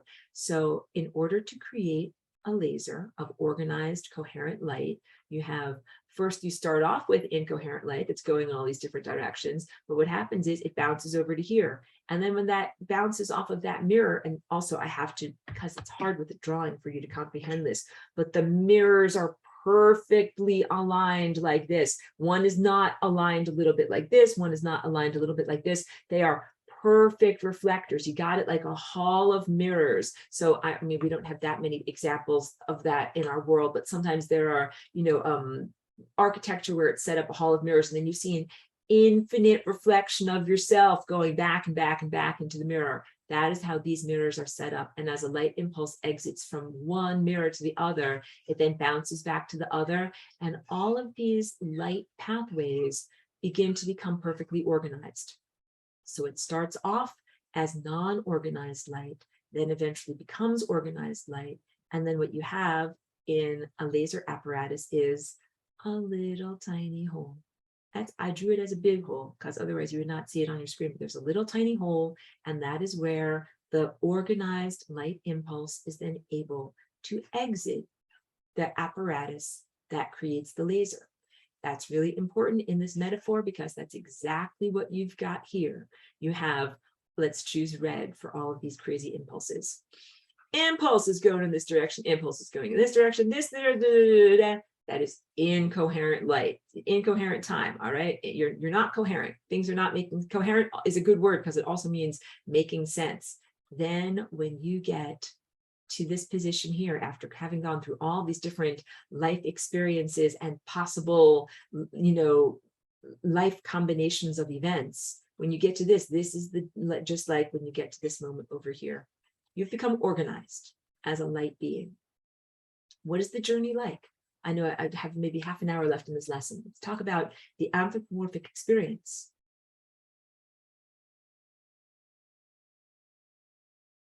What is the journey like of becoming a coherent light being and then being able to exit this, apparatus here? It's a refinery. You're in a refinery of light. It's a positive thing, and it is helping you to become more and more and more coherent. What is happening is you are focusing, just like a lens focuses, from these far peripheries that are not the real you into this core timeline, which is the real you. Let me choose better colors so that you don't get confused. This core timeline over here is the real you, meaning that it is the combination of not only events in your life, but also personality characteristics that define, gotta use air quotes here, the real you as you are a cosmic presence. So I tell you about my journey as a walk-in all the time. Like, I am not usually being in a body. I'm usually a consciousness presence that is a waveform. And right now I'm in a body, and I've got like a dress, and I've got hair, and I have a dog, and whatever. I have a glass of water. I have stuff. I live in the world, and I participate in the world in that sense. And also I am a series of abstract characteristics. So I'm not defined by my dress. Like if you took this away, I wouldn't be like, but wait, you're taking away an essential part of who I am. Or if my glass breaks, or if my table, flies out the window, I'm still me. I'm still the real me. And this should be very comforting to you. Like you should be like, good, good, good, because you're not defined by either your physical appearance or the aspects of your physical body or the physical objects that are around you in space or where you live or how much money you have clearly or what your car is like or any of those things. You're defined by a set of personality characteristics that this refinery of light is what you are here to learn about. So again, my path is a little bit different because I am actually the ascension personality. So it's not like I'm like some weird peripheral self and then I have to go through this journey of learning like, who am I really? And now I'm like, oh, now I know I'm the real me, because I already did that actually. So again, like I'm kind of a grad student that is coming back here. Aurora is the ascension personality. I've already gone through this process. But for the natural human that is on this journey in the choose your own adventure novel of your life, starting from the periphery and then moving towards that central core timeline. It is a story of self-exploration, learning who you are and learning whom you are not. And that's really big because in those peripheral timelines on the edges of the time diagram, it's not just that sometimes you die young, because sometimes a nurse drops you on the head or whatever, somebody stabs you with a scalpel as soon as you come out of the womb. No, most of those things that are on the periphery have to do with personality characteristics. That is not the real you. So sometimes it's when you learn your math homework in life review, you made choices where you're like, I really screwed up on that and I really should have done better. But sometimes what it is that you are not your true self. Your characteristics of who you are were not exemplified. And sometimes that is shown behaviorally. Like I can use myself as an example. I could say my creativity is a defining characteristic of who I am. If you took away my creativity, that would be like I said, like I wouldn't worry if you took away my dress, but if you took away my creativity and I saw that going out the window, I'm like, but wait, that's an essential part of who I am. Don't throw that out the window. Big stuff. So if I was bee, I would be a very creative bee. I'd be like, I am making some honey today. I'm making honey. This is great. I'm creating stuff. I'm making stuff. I'm feeling so great. If I were a rock shrimp, because there are such creatures, they make these amazing bubbles that are like these sonic bubbles that make music underwater, or a nautilus shell. I'd be like, I am going to make some sonic bubbles today. That is what I do. Basically saying, if I was an elephant, I would like trumpet with my horn. If it was a lion, I would roar. Like whatever type of creature I would be embodied as, I would find a way to use my biological architecture to represent creativity. Got it? Making stuff, making art and music and creating in that way is part of the definition of who I am beyond my physical appearance. These are the types of characteristics I want you to begin to assess in your life and tune in on. Some things are who you are and some things are not who you are at all. And another example, like I have a lot of integrity. That means like I'm very truthful. And if I say something that I'm going to do it, I'm going to do it. And that would be truthful of me, no matter if I lived as like a chimpanzee or as a flatworm or as a microscopic organism or as a sun or a star or a planet, that I would be like, yep, I said I was going to do that on Tuesday and I did that on Tuesday. And that, if I wasn't able to do it, I would send out a whole email being like, I apologize that I didn't do that thing on Tuesday. And here's why. Personal integrity. And also things of like not stealing, like, and that was also big, like when I came here as a walk-in, because we don't have personal property where I come from. So, on the galactic sense. So when I came here, I had to learn about personal property. Like if you're like, look, this is my thing and I have it over here. Like, it's not yours. You're not allowed to take it unless you have explicit permission from me. So I had to learn about those things, just like when you're a little child, you learn about those things. And then once I learned about those boundaries, then I'm like, oh yeah, no, I don't take things that aren't mine. I only take the things that are mine or that I have explicit permission to take. As opposed to some people, like they steal your cigarette lighters and they steal your pens and your pencils and they walk off and, whatever with your measuring cups and all those stuff. And then I'm like, I am super responsible. Like I've moved many times and I go through when I'm moving, I'm like, oh, this is that guy's thing. I'm going to have to return it to him before I move. Like I'm very much in that way. I don't take stuff that's not mine. I don't steal stuff. Make sure everything goes where it's supposed to be. So another positive way of stating that personality characteristic is I am extremely orderly. And when you look at my paintings, you get that from me. You're like, yeah, Everything is very orderly, and that's the way I live my life, and I'm very consistent in everything that I say and I do. Orderliness is a cosmic universal principle of who and what I am, even in the sense of embodying and upholding and protecting cosmic law. Got it? As opposed to, there are some people where you might say their defining characteristic of their personality is chaos. Like they're all over the place. Nothing makes sense. Nothing sticks together. Their painting would be like a Jackson Pollock painting. Like everything is splattered everywhere. Their house is like, there's laundry everywhere. I can't find anything. Their art studio might be totally disorganized. Like that's fine. I'm not judging. I want you to know, like there is a variety of personality characteristics in the world on purpose. Diversity of life and diversity of characteristics creates a stronger system. This is why everybody is not a clone, like, marching in lockstep with no individuality. Ascended masters and the ascended master personality has uniqueness and individuality. So this is big because I think that a lot of people think like when you become an ascended master, like you're like, floating on a cloud and like I'm like floating upward, guys. I'm floating on a cloud and I'm like wearing something white.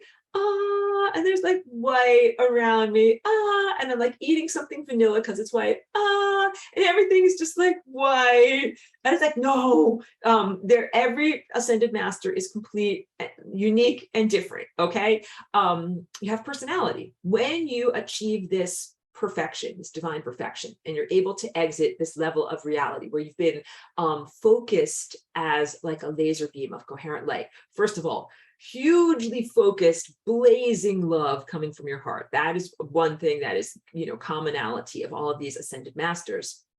And we've had some great ascended master teachers in this world, like Jesus, Yeshua, like Buddha, whose official name was Siddhartha, like many others that they didn't write a book about or make a religion about. And I say this in the recorded materials, and I encourage you to check out the recorded materials. This is a 3-part lesson because I have lots of nutrients for everyone. So this is the level 2, lesson 2 recording about ascended mastery. But I go into this in great detail, that there are so many ascended masters that have happened, that have experienced this inevitability of getting up that central core timeline, as numerous as the grains of sand that are on every beach in this world, an almost uncountable number. Many, many, many, many, many ascended masters that have become coherent light beings, and also they're your family. I'm getting chills as I tell you this. They are your family. You are a light being. You're a baby. You're learning about yourself. You're in the process of refinery. You're doing great on your journey. The end result of your journey is when you make it through that wormhole, you do not die. Basically, what you're doing in this process of self-refinement is transcending the need to die. And we can just talk a little bit about like, hey, like what makes people die? Sometimes people die because they need a bifurcation between who they are now and everything that's been a mistake and it's been crap of the past. Be like, can I just distance myself from all that stuff? Like, let's just die and then start again. You know what I mean? And I'm being kind of lighthearted in my sense of this. Death is not like funny or lighthearted, but that sense of like, okay, like you've crapped it up so badly, like just start a new canvas, like just gonna start a new canvas. Like this one is not salvageable because you scrape off the paint. You're like, no, trying to fix it up. Yeah, sometimes it is like that though. So I think that sometimes people have the sense of wanting to die in order to get a clean slate and start again with fresh opportunities and come at it from a fresh trajectory. And also, I think that sometimes people die in the sense of like carrying a burden of guilt of the bad things that they've done. I hesitated to use that word bad because it doesn't really fit with all of my morals and everything that I'm judging, because I'm really seeing things on the larger perspective. But let's say, if I talk about like history's greatest madmen, and you're like, that guy killed like thousands of people, and that guy dropped a bomb on people, and like I said, that guy made the slaves walk the plank or whatever, killing, mutilating, beheading people. Like none of that is stuff that is like, I'm super proud of that. Mostly those are seen as not positive personality characteristics or things that you want to carry with you. And yet you might have done those things in previous lives or concurrent or ongoing lives. So sometimes death is seen as like a positive firewall or page break from all of the negative stuff that you've been and that you've done, giving you a clean slate, giving you an opportunity to move forward and do something different. But what I'm trying to say is that when you get to that wormhole, having refined your personality and your characteristics, learning who you are, who you're not, and what are the things that you would do in life, what are the things that you would never do in life. Like you might learn from the periphery, the peripheral versions of self, like in your peripheral vision, what's kind of floating around the edges. Like, oh yeah, that was that life where I made all these choices and became a drug addict. And then it was like, homeless, living on the streets and just going from, addiction to addiction. Like that can happen to almost anyone. I just want you to know that when you are seeing someone that's in profound addiction, you might see a homeless person on the streets, there is a version of themselves, like that version of themselves, homeless and addicted, might be over here. But if they get in alignment with their core persona over here, they can be a great artist, a great teacher. Every single human has so much potential inside that sometimes due to external environmental features, sometimes due to life choices, people end up on these peripheral timelines that are distortions or degradations of who they really are, but that there still remains that very real sense of who they are inside. So you might be encountering someone where your timelines overlap with their timelines. That's on the periphery of who they are. But just keep in mind that there is this potential inside of themselves for greatness. And that's a challenge for me being here in this world, because I'm always looking at everyone, seeing everyone in the acknowledgement of their potential, of their greatness. And I lived in San Diego. There were lots of homeless people there, lots of drug addict people there. And every single one of them, I was like, something like on a different timeline. Like if you went boop, boop, boop, boop, boop, boop, boop, boop, parallel dimensions, like there's a version of that guy over here that like went to school, invented some computer program, is living, in a mansion in Malibu, has a completely different life trajectory, or maybe has a house and family, or maybe is doing something else that's really positive in the world. So when you encounter someone that is on their peripheral timeline, a lot of the time you're not seeing the true potential of who they are as a human being. And every single human being has, like I said, an inevitability. The timeline is baked in there of inevitability of becoming your greatness. And also no one else can define it for you.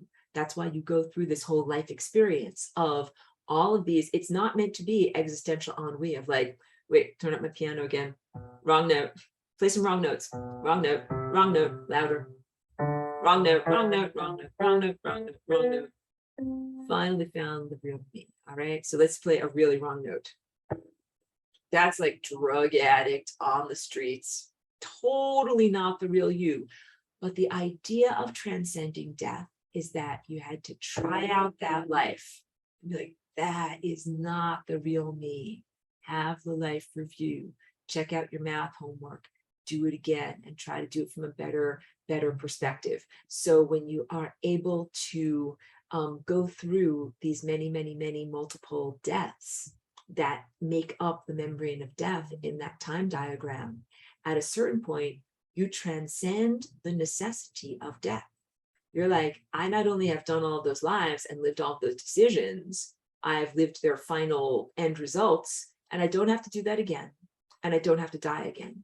So what are the characteristics? Some of it is figuring out like, I'm a creative person. I'm a person that has integrity. I'm a this, I'm a that. And also part of it is moving past, like been there, done that, of dying and having to do it again. Been like, I did that death process. You no longer have to die is what I'm trying to say. That the death process is sometimes seen as a type of release and freedom from the mistakes that a person has made. So you can try again. When you have made all the mistakes and you've done all of the death, then you are really ready for the experience and alignment with the pathway of eternal life. And the pathway of eternal life does not necessarily mean that you've never made a mistake. Like, what if you're like, like I'm a musician, like I played the wrong note. What do I do? Die, jump out a window? No. There are ways to be able to rectify things, fix and heal things that do not involve death, or pretty much like throwing the canvas on a giant bonfire and just getting a new canvas and starting again. Let me read in my notes because I'm working slightly from my notes, but I have it written really, really well. Okay, ascended master equals, and I send out these written notes and they're also in the PDF. An ascended master is a personality that has been refined to the point of no longer having to die. All right. So in this whole time diagram, here are the flowing membranes of death. Every single time you had to die. This is like the tiniest little wormhole out of this level of reality. And when you get up that central core timeline and you go out of that wormhole and you get to infinity, you don't die. That is not death, and it is not the end. You open up into the expansiveness of a new level and a new layer of reality. This is what I'm trying to say to you. There have been many, many, many ascended masters, as numerous as grains of sand. They all made it through the wormhole. They all made it to infinity. They are all still continuing on their journey of self-discovery and remembrance of God's self, and they have all transcended the need for death, the need to experience death.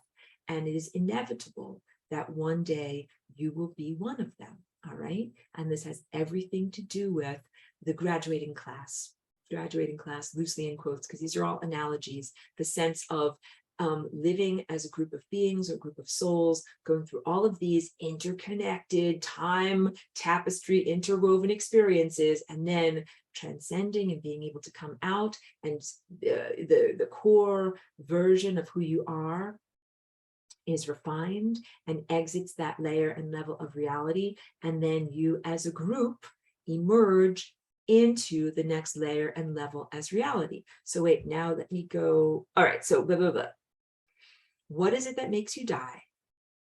It is, you can be distorted in your action, in your beliefs, in your experiences, and also in your sense of your definition of self, or your characters, your characteristics, who you are and who you are not.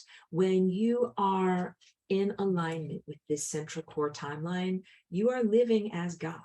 Some people might take issue with my wording of saying that. Your ego might be like, am I allowed to say that I'm God? Am I allowed to do this? When you are in alignment and you're on that timeline, you've transcended the necessity of death, you live completely at all times connected to God, knowing that you're God, that made yourself here in this presence, and all of these other aspects of life and miracles and supernatural experiences for you to learn from and bounce off of, that are also on their journey of remembering God's self, and you live as God.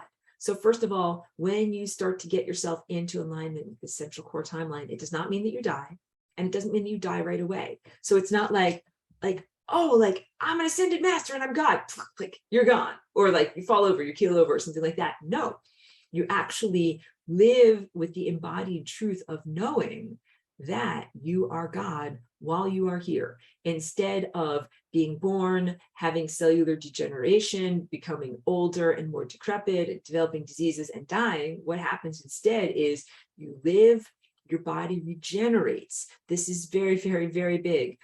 You are able to, I have it written down in here, but here, every action that you do and every thought that you think, your body is in such a state of perfect health and vitality that your body does not die.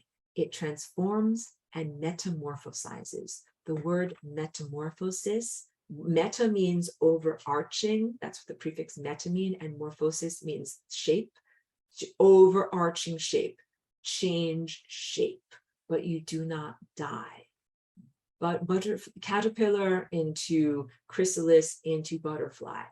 That is what the process of ascended mastery is. So that's very, very, very different than the death process, where you're like, you're dead, game over, try again, go back to the beginning again. When you are an ascended master, you know and embody the truth of your ascended mastery, that you are God while you're in the body.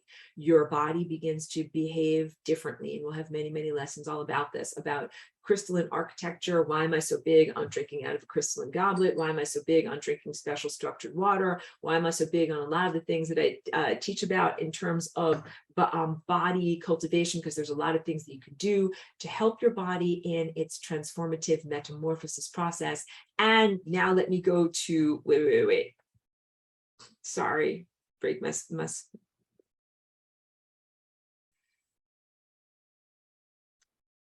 Here's my supplemental notes for my regular notes. So I recorded everything that's in the level 2 lessons 10 years ago or 9 years ago.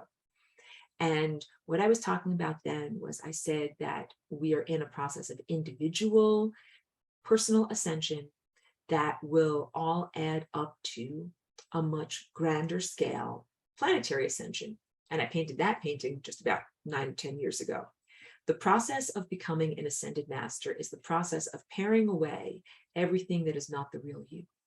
Everything that is not the real you. Because the truth is that in all of those timelines where you become a homeless drug addict or a violent psychopath, that's not the real you. That was a response that you did to psychopathology. And the word psychopathology means mind disease. We live in a mind diseased world. We're coming out of trauma. There's a lot of bad SHIT that's here. It's not even supposed to be here. It was not in the brochure, and yet it is here. Sometimes the response is substance abuse and escapism. Sometimes the response is violence and psychopathology. Like what psychopathology meets psychopathology, and they, go against each other. Violence creating you into a violence person, and you then respond with violence, do violence to others. All of those cycles and cycles and cycles of suffering, that gets pared away. That is not the definition of who you are. I go against everything in this world that says the definition of what it is to be human is to be flawed, is to be a sinner, is to be erroneous, is to make mistakes and horrible choices. I'm like, no.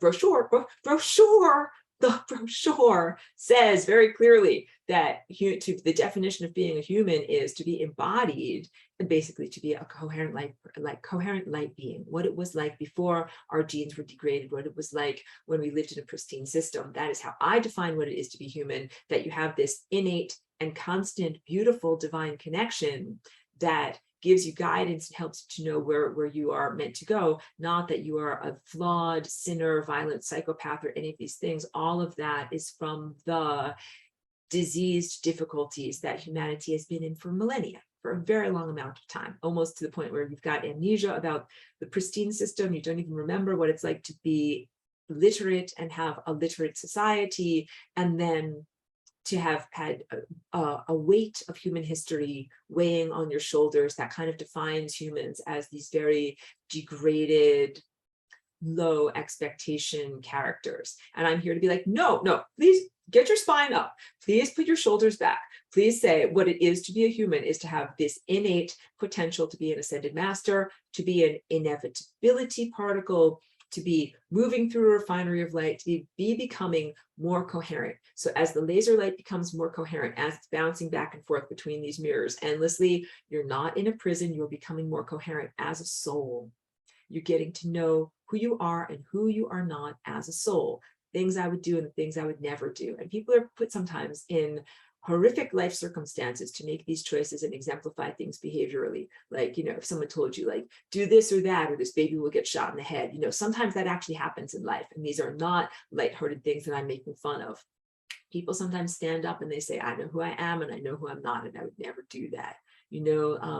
Basically being tortured, being bullied, being under duress, being forced to do certain things. And those are all peripheral timelines, but on those timelines, people stand up and they say, I know who I am and I know who I'm not, and I would never do that, and I would never do that. And that's part of this becoming coherent, learning who you are and learning who you're not. So the process of becoming an ascended master is the defining of yourself, of your ego. You're not going to be a boring vanilla, like nonsense white thing that's just out there, like a white in a sea of white, like there's paintings white on white. You're not a white on white painting. Actually, the ascended masters are beautiful spectrum of uniqueness and individuality. Every single one of them is different, and every single one of the coherent light beings has refined their personality to the essentials of who they are and whom they are not, paring away anything that is not truthful. This is what I've written in my notes, that the personal ascension process and the magnificent culmination of the entire planet in its ascension process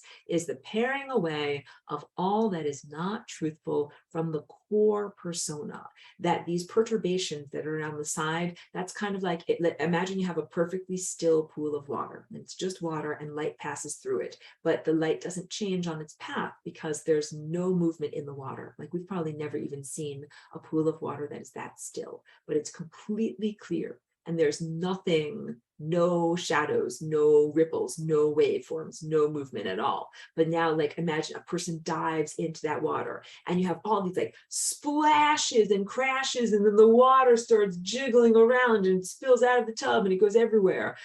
Those are perturbations. And that essentially right now, we are in a pool of time that has a lot of perturbations, and that those are the aspects of you that are not the real you. That's everything that is around the edge in this time zone, not in the middle. That's the real you, but that everything that is around the edge, these are the perturbations, and that's not who you really are. So it's a paring away, release of all of those experiences and definitions of self, behaviors, characteristics, and choices. That's not who you really are. And that also relates to reality structures, that those aren't true realities. Think about the planet now.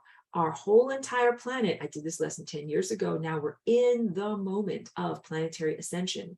What is happening for our planet as a living being? The definition of what Earth is, the peripheral definitions of, the peripheral versions of self are being pared away of what Earth is. So let's talk about some peripheral definitions of what Earth could be, like the nuclear incinerated Earth. That is not an ascended master Earth. That is on the periphery. How about the environmental degradation Earth? That is not the true Earth. That is like, that would be like defining you as like the version of you, but like if you've got some terrible, whatever, skin disease, like leprosy, that's the version of you, that's the leprosy. That's not the real you. That's just like you have the version of you where you're the drug addict. That's not the real you either. Earth has a real version of self. That is the planet as an ascended planet. So a lot of people right now are talking about that in loose colloquial language as quote unquote new Earth.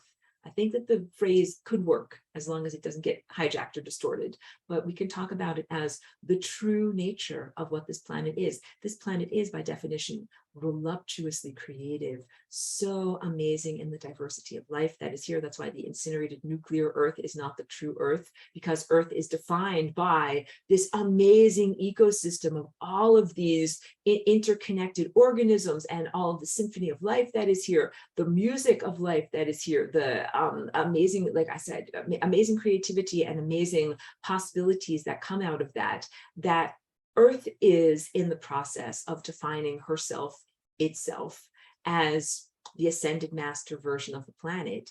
And we are all like little tiny skin cells on my skin. If I'm ascending, my skin cells have to ascend too. My organs have to ascend too. My hair has to ascend. Everything has to become the ascended master version of my body. That means the healthiest, most vital form of what my body can be. And that includes, when we take that analogy upward to the planetary level, every single one of us and every microbe and every butterfly, and I always say dolphins and redwood trees, they all have to become the ascended master version of self, because that you can't have everybody in the band is like marching along, doing everything in coherence. Remember coherent light waves, but then have some guys that are like putting their legs up at the wrong time, putting their arms up at the wrong time. Like, you are not doing the ascended master dance and you're not part of this. You can't have that. You can't have that. You have to have the planetary structure, and all of the organisms here are reaching those levels of ascended mastery. And what I said was that becoming an ascended master, you still have your personality. You have transcended the need to constantly die. So none of the organisms here are going to die, and we're not going to eat any of the other organisms. Again, when I play my music on my piano, I eat the music. but I do not actually eat the piano keys. You got it? The piano stays behind, but I eat the music. So this speaks to like the earthly myth of the Garden of Eden, or what I remember Atlantis was like. We had amazing crystals and amazing gardens and amazing ecosystems all around us. Everything was alive, everything stayed alive. You ate the frequency of the beautiful world that was around you, but didn't actually eat the piano itself. So if a bird is creating a song, you're like, I'm going to eat that song, but I'm not going to take the bird and actually barbecue it on my barbecue and then eat it with like some kind of a, chimichurri sauce or something like that. Like that is not what you do, but that is what we have had to do here now. So even understand that a lot of the definition of yourself, if you're like, yeah, I really like chimichurri sauce. I'm saying that because someone told me a story about that this morning. It's a rather weird analogy, but if that's something that you really like and you're like, I define myself by my love of my condiments, it's like that's not going to be there in the world of ascended mastery. But if you love music, I love eating the vibration, the frequency of music. Also, crystals emit a beautiful, amazing, healing, nourishing frequency. And you know what else does? I'm defined by my love of my dog. She's sitting right down underneath me. The people and organisms and creatures that we love in our life. You have a heart coherence. It's a vibration. It's a frequency. I literally eat like the love of my dog, whoever you love in your life. And also I love trees and I love the stars too. I eat that is what sustains me. So that is how I define myself. If you ask me like, what is my favorite food? It would be love. And that love is also what we are sustained by when we are coherent light beings, ascended masters. Because when you metamorphose and you change state and you're no longer in this state because you have become a refined, coherent light being, you don't eat physical food anymore. You eat frequency or pure vibration or pure light or pure information or pure love. And also, please understand, we're on the journey of getting there. So we're still in the refinery process. So please don't ever feel guilty if you're like, oh no, like I'm going to go eat an avocado and I'm not an ascended master and everything is wrong because I have to eat something otherwise, because you would die of starvation otherwise. Like you have to understand a lot of things have to change before in terms of the planetary reality structure before you are ready to go without food entirely. So I have been a hybrid for my whole entire time here, 21 years as Aurora, because I just had my walk-in anniversary of being here 21 years. So I'm now fully an adult. I'm a grown-up. I've been here 21 years, and I've eaten many, many avocados the whole time that I've been here. And I've also still done a lot of light eating the whole time that I've been here, and a lot of love eating and love rapport with beautiful organisms around me. Please be in radical love and compassion for yourself as you're coming out of this world that is a very distorted world, and learning to be a coherent light being, learning to master your body in the process of changing and transforming and metamorphosizing of your body. Like, please don't be like imagine a butterfly that's in the chrysalis. It's kind of like, come on, wings, like get going, wings, like get going. Like, that's not how it works. It just doesn't work like that. If you're in the process of transformation, allow it. Like, I'm in the process of transformation. And then one day we'll be eating beautiful vibration and frequency, breathing in and eating sunlight through here, having a circulatory system of light, and that will be enough to sustain you. But for right now, be like one of those kind of cars that does like electric energy, but then also gas. You can put, whatever, like ethanol or gasoline in there too. Be a hybrid, do both things right now, okay? Because for me, the consciousness food is very important. The love food is very important. Light from the sun and the stars is hugely important, but it's not enough. And I think I've told you guys to the point of boredom, maybe repetitiveness, of how when I first came here as Aurora 21 years ago, that I was like, no problem. I read the brochure. I know exactly what it's like to be alive. And I'm like, I'm going to eat nothing but pure sunlight. And then I was like, why do I have this like kind of empty feeling inside? Like, I didn't know or understand it all. I'm making like my silly stupid face. I did not know or understand it all, and I had to learn from direct experience. Like, oh, you're here now and you're going to have to eat avocados and other good stuff too. And so then I had to learn all about that and learn about food. So that's been an adventure for me, and I've had to define myself. Who am I by what I eat? Who am I by what I not eat? How do I live in this world? Where do I get my food? Food in the food box, the magical pieces of paper that you need to access the food box. Had to learn all these things. Do you know why? Because I had to be able to be in solidarity with and create an example, exemplary within the same system that all of you guys were in. It would not have been fair if it was like, oh yeah, like you can just hear, like snap your fingers, like here's how you ascend. And you do, it's like, oh, well, Aurora, it's not that easy because you have all this stuff and junk that's happening down here right now. So I had to be here and be like, oh, there's stuff and junk. That makes it harder. Figure out ways to flying rainbow lasagna, transform around the stuff and junk, and be able to do this planetary ascension. So to sum this all up, you're not alone in your journey. Don't say to yourself like, wings, get going, like you're not transforming fast enough. You are transforming at exactly the right rate, along with the whole entire planet, along with the entire ecosystem, because as you are ascending, everything is ascending and has to be on this journey, and all of us that are interpersonally connected and soul connected. And then the entire reality structure here is essentially going to go through that wormhole that is at the top here, where you will then experience an expanded reality and a new definition of self. So when you are an ascended master, you don't die. Our planet will not die. When we ascend, we do not die, but you do completely redefine your levels of reality. So you take away, paring away everything that's at the periphery, that are perturbations, that are the side effects of diving into a pool of time. And just focus on the central core timeline of experience for you and every other organism and the planetary structure, herself, itself, and experience only true reality. So if I go back to this drawing that I've been working on for this whole presentation here, this pink timeline here is true reality. That is what you're aligning yourself with. When you're becoming this coherent beam of light, you're aligning with a certain timeline that has a certain series of events. Like first this happens, and this happens, and this happens, and this happens, and then boom, you go from caterpillar to butterfly. And that this even is a very beautiful, divine, special recipe. That is, when I say divine, I mean made by higher intelligence, very loving, very adept, very organized intelligence that does things for a reason. Because sometimes when people look at like all of this death stuff over here and all of these life experiences over here and all of these random different timelines, not random, but like diverse timelines, people might look at it and be like, what is going on? Like, this is my exhaustion. Like, what is going on? And why does all this stuff have to happen? Why did that have to happen? Why did that have to happen? Why did that have to happen? Please be secure in the knowingness that all of this is highly organized, makes an enormous amount of sense, but that you might not have the perspective to make sense of it from your current level of embodiment.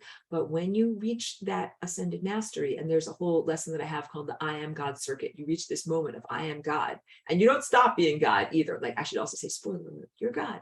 But you're on this journey of self-realization and self-remembrance. Every single organism is, where you remember I am God. I mean, you have that moment. It's like a spark plug, like kapow, like you light up. But then I want you to know, you don't stop remembering that you're God. It's not like, oh, like I'm God. And then like you kind of forget and then wake up tomorrow morning and like, okay, like, should I have some coffee? I don't know. Is an alligator going to bite my face? I don't know what to do. Like, you have that I am God moment and that moment of connectivity, and then you never stop. Every single thought from that moment on, you're like, I'm God. I'm God. I'm God. And I always say this very clearly, like the I am God moment. It's not just me saying I am God. Every single one of the people at the top of my screen, my little dog underneath the table in her dog bed, the trees out the window, the bird that is flying overhead.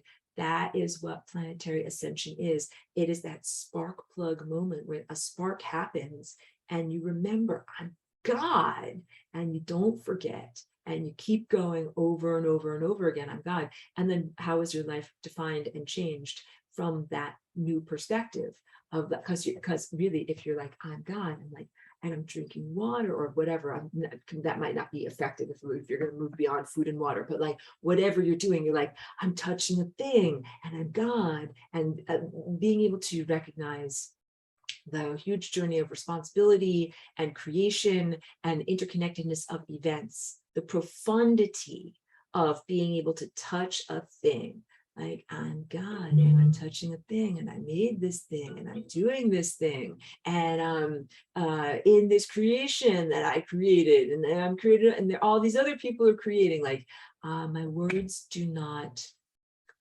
give enough credit to the complexity of the realization of that moment, but please take it as an inevitability. It is baked into the experience, not just merely in the brochure that you will experience disappointment about. It is baked into the experience that you will say at a certain point, you will remember that you are God, and you will remember alongside all of these other aspects of yourself. It's all you, it's all you. And that's not just spiritual bypassing, because there are some things, again, that we are focusing away from, that like there are certain distorted aspects of reality and distorted versions of self. That's not the real you. So keep that in mind, because a lot of people are coming out of their woundedness. They're like, but wait, what about that thing? That was a thing that was distorted. That was not remembering that it was God in that moment. So you have to come at it from that direction. I can tell that there's a lot of questions, comments, and wondering, and it's a little bit over 2 hour, that I have set aside for this. Let me open the floor to questions, comments, and wondering, and anything that anybody might want to say that's going to be part of the recording that I will share with everyone else. And also, let me just see if I think I got everything that's important. Yes. I think I got everything important. One more thing I actually want to say. I want to talk about great teacher who was here 2,000 years ago. His name, it was originally Yeshua, but he is known as Jesus in this time, like just a different name. But please tune in on the original teacher. Amazing person, amazing presence, amazing, great human, great teacher. They created this, incredibly distorted series of events and stories about his life and worship structure and idolization and lots of negativity and all those things. I would like you to focus past all of those things and focus on, like, of course, this is one story of someone who is an ascended master that we know about, and that they, again, created a whole religion and a whole religious structure and a whole dogma and all of that. I don't endorse that, even though you guys see me wearing a cross. I don't endorse the distortions that have been created about, and perturbations around this person's life and their life journey. But please focus on like the central core of who that person was, is, and remains as an incredible teacher that is very much part of this Christ network, even though the Christ that is your aperture for perceiving time is non-denominational and has nothing at all to do with someone that was here 2,000 years ago. This part of your body predates the teacher from 2,000 years ago, to be very, very, very clear. But what I wanted to talk about is that sense of the membranes of death. So there is this description of the actions of the Yeshua being crucified, and then in the ascension process, doing something that is called the harrowing of hell. What is a harrow? It is kind of like a V-shaped thing that you use in the garden to make these kind of long scores onto Earth's crust for like planting stuff. But it's this sense of that in the moment of ascension and in coming out of that moment of suffering and great torture, of going through the membrane of death. Why did Yeshua die? Ascended masters don't die. They go through the wormhole up at the top of the blah, blah, blah, blah, blah, blah. I know, right? How can this guy be an ascended master if he died? So what he did was went into the membrane of death, which I jokingly call a roach motel. A place that is where, the roach motel, that's like roaches check in, but they don't check out. This is like an old commercial. A sense that it is that catch-all, because I was telling you about, like, that's where you go, learn about your mistakes, and then come back in a slightly different trajectory. That's also where there are some time presences that are stuck, undigested emotional experiences that are kind of like circling the singularity, but they circle the toilet bowl, but never actually get flushed, unresolved negative emotional entity presences that are sometimes torturing those who are journeying between incarnations. All right, why did he go into the levels of death? In order to get out from the roach motel anything that is innocent, that's not supposed to be there, in order to clear the membranes of any kind of stuck innocent experiencers on their journey, that you should be able to be circulating between these incarnations and learning your life lessons and not being held or imprisoned or impeded in some way for 1 or 2 or 10 or 10,000 or 1050 million years, however long a soul or aspect of consciousness might have been stuck on the membrane of death. That's not supposed to be there. The idea of that was like his life project or meaning to why that death happened. To actually go into the Roach Motel, blast through there, that's what the harrowing of hell was or is ongoing, and create a pathway or a channel so that like you and you are just on your journey. You're just souls on your journey and you don't belong here at all and you got stuck and don't deserve to be here anymore. Here is the pathway to get out of here. So that is something that I wanted to say on that. And that might bring up many questions. It felt a little bit kind of like, let me just open a whole can of worms. Let me just, like in the last 5 minutes of class, open a giant can of worms. And now, okay, everybody, see ya. Like, I'm sure that that's going to bring up many question, comments, and other things like that. But it's not part, it is part of the recorded lesson, because I talk a lot about the lives of ascended masters that we know about, like Jesus and Buddha. But I also wanted to say that as part of this recording, access, the stuff that's on Teachable, but I wanted to say that as part of this in order to explain and describe like what is even happening in our world right now, that we have been in many ways encapsulated or stuck at levels of that have been preventing the freedom and free flight of your soul's journey, to be able to go where you're supposed to go in terms of your true soul development. And that these teachers have come before us in order to create these amazing pathways, that it's like there's a way to get out so that you are not stuck circulating in these places, which again speaks partially to some of the suffering that people have been through in going through the karmic washing machine over and over, and things that are not according to the pamphlet. The concept that there have been teachers that have helped an enormous amount to be able to create pathways through the unfairness or tangled nature of reality, so that you can always transcend. You can always get you are an inevitability particle, that you are meant to and baked. It's part of your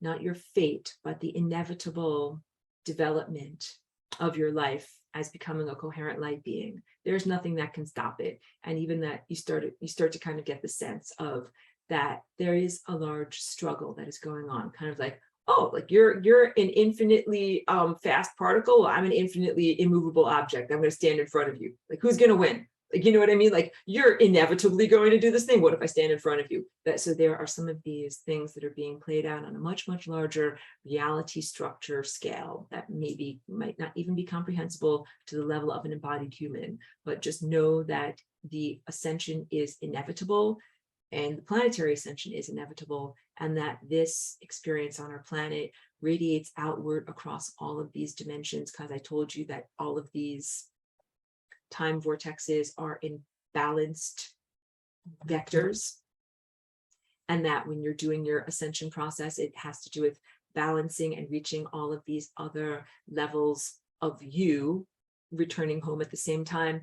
It's big. It's a big time tapestry. It's a big project that is going on. It is a huge, enormous rectification event. And then to bring it around to me, not that I always bring everything around to me and the flying rainbow lasagna, but this is why I'm backbending in here in time. Like, I'm going to do a time backbend. I'm going to teach people and sprinkle these seeds in their consciousness at this point over these past 21 years, so that I will add to the unfoldment of, or inevitable creation of these events that are happening right now. It is a big project. I'm one of the people that is part of making this project happen. You can tell I'm choosing my words so carefully, like I'm trying to say things in just the right way, but not misrepresent things to make people misinterpret things, because I can kind of sense, like, if I say this, they're going to sense this. If I say this, they're going to sense this. I'm part of a team.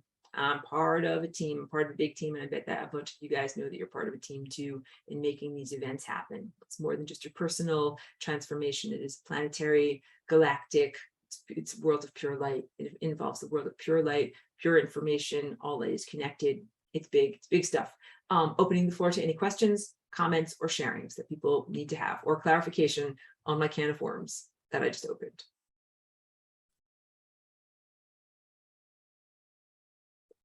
I can hear the worms are wiggling. People have a lot of questions. You can ask questions if you want to. Or I just wanted to say thank you again.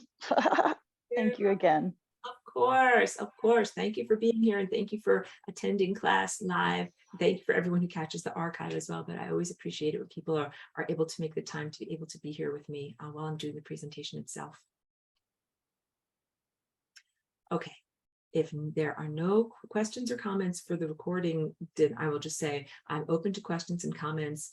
I share this in many different places. You can send it to me via email. You can do it in the comments on YouTube. If you're a patron, you can message me on Patreon. Thank you very much. Thank you so much, everyone.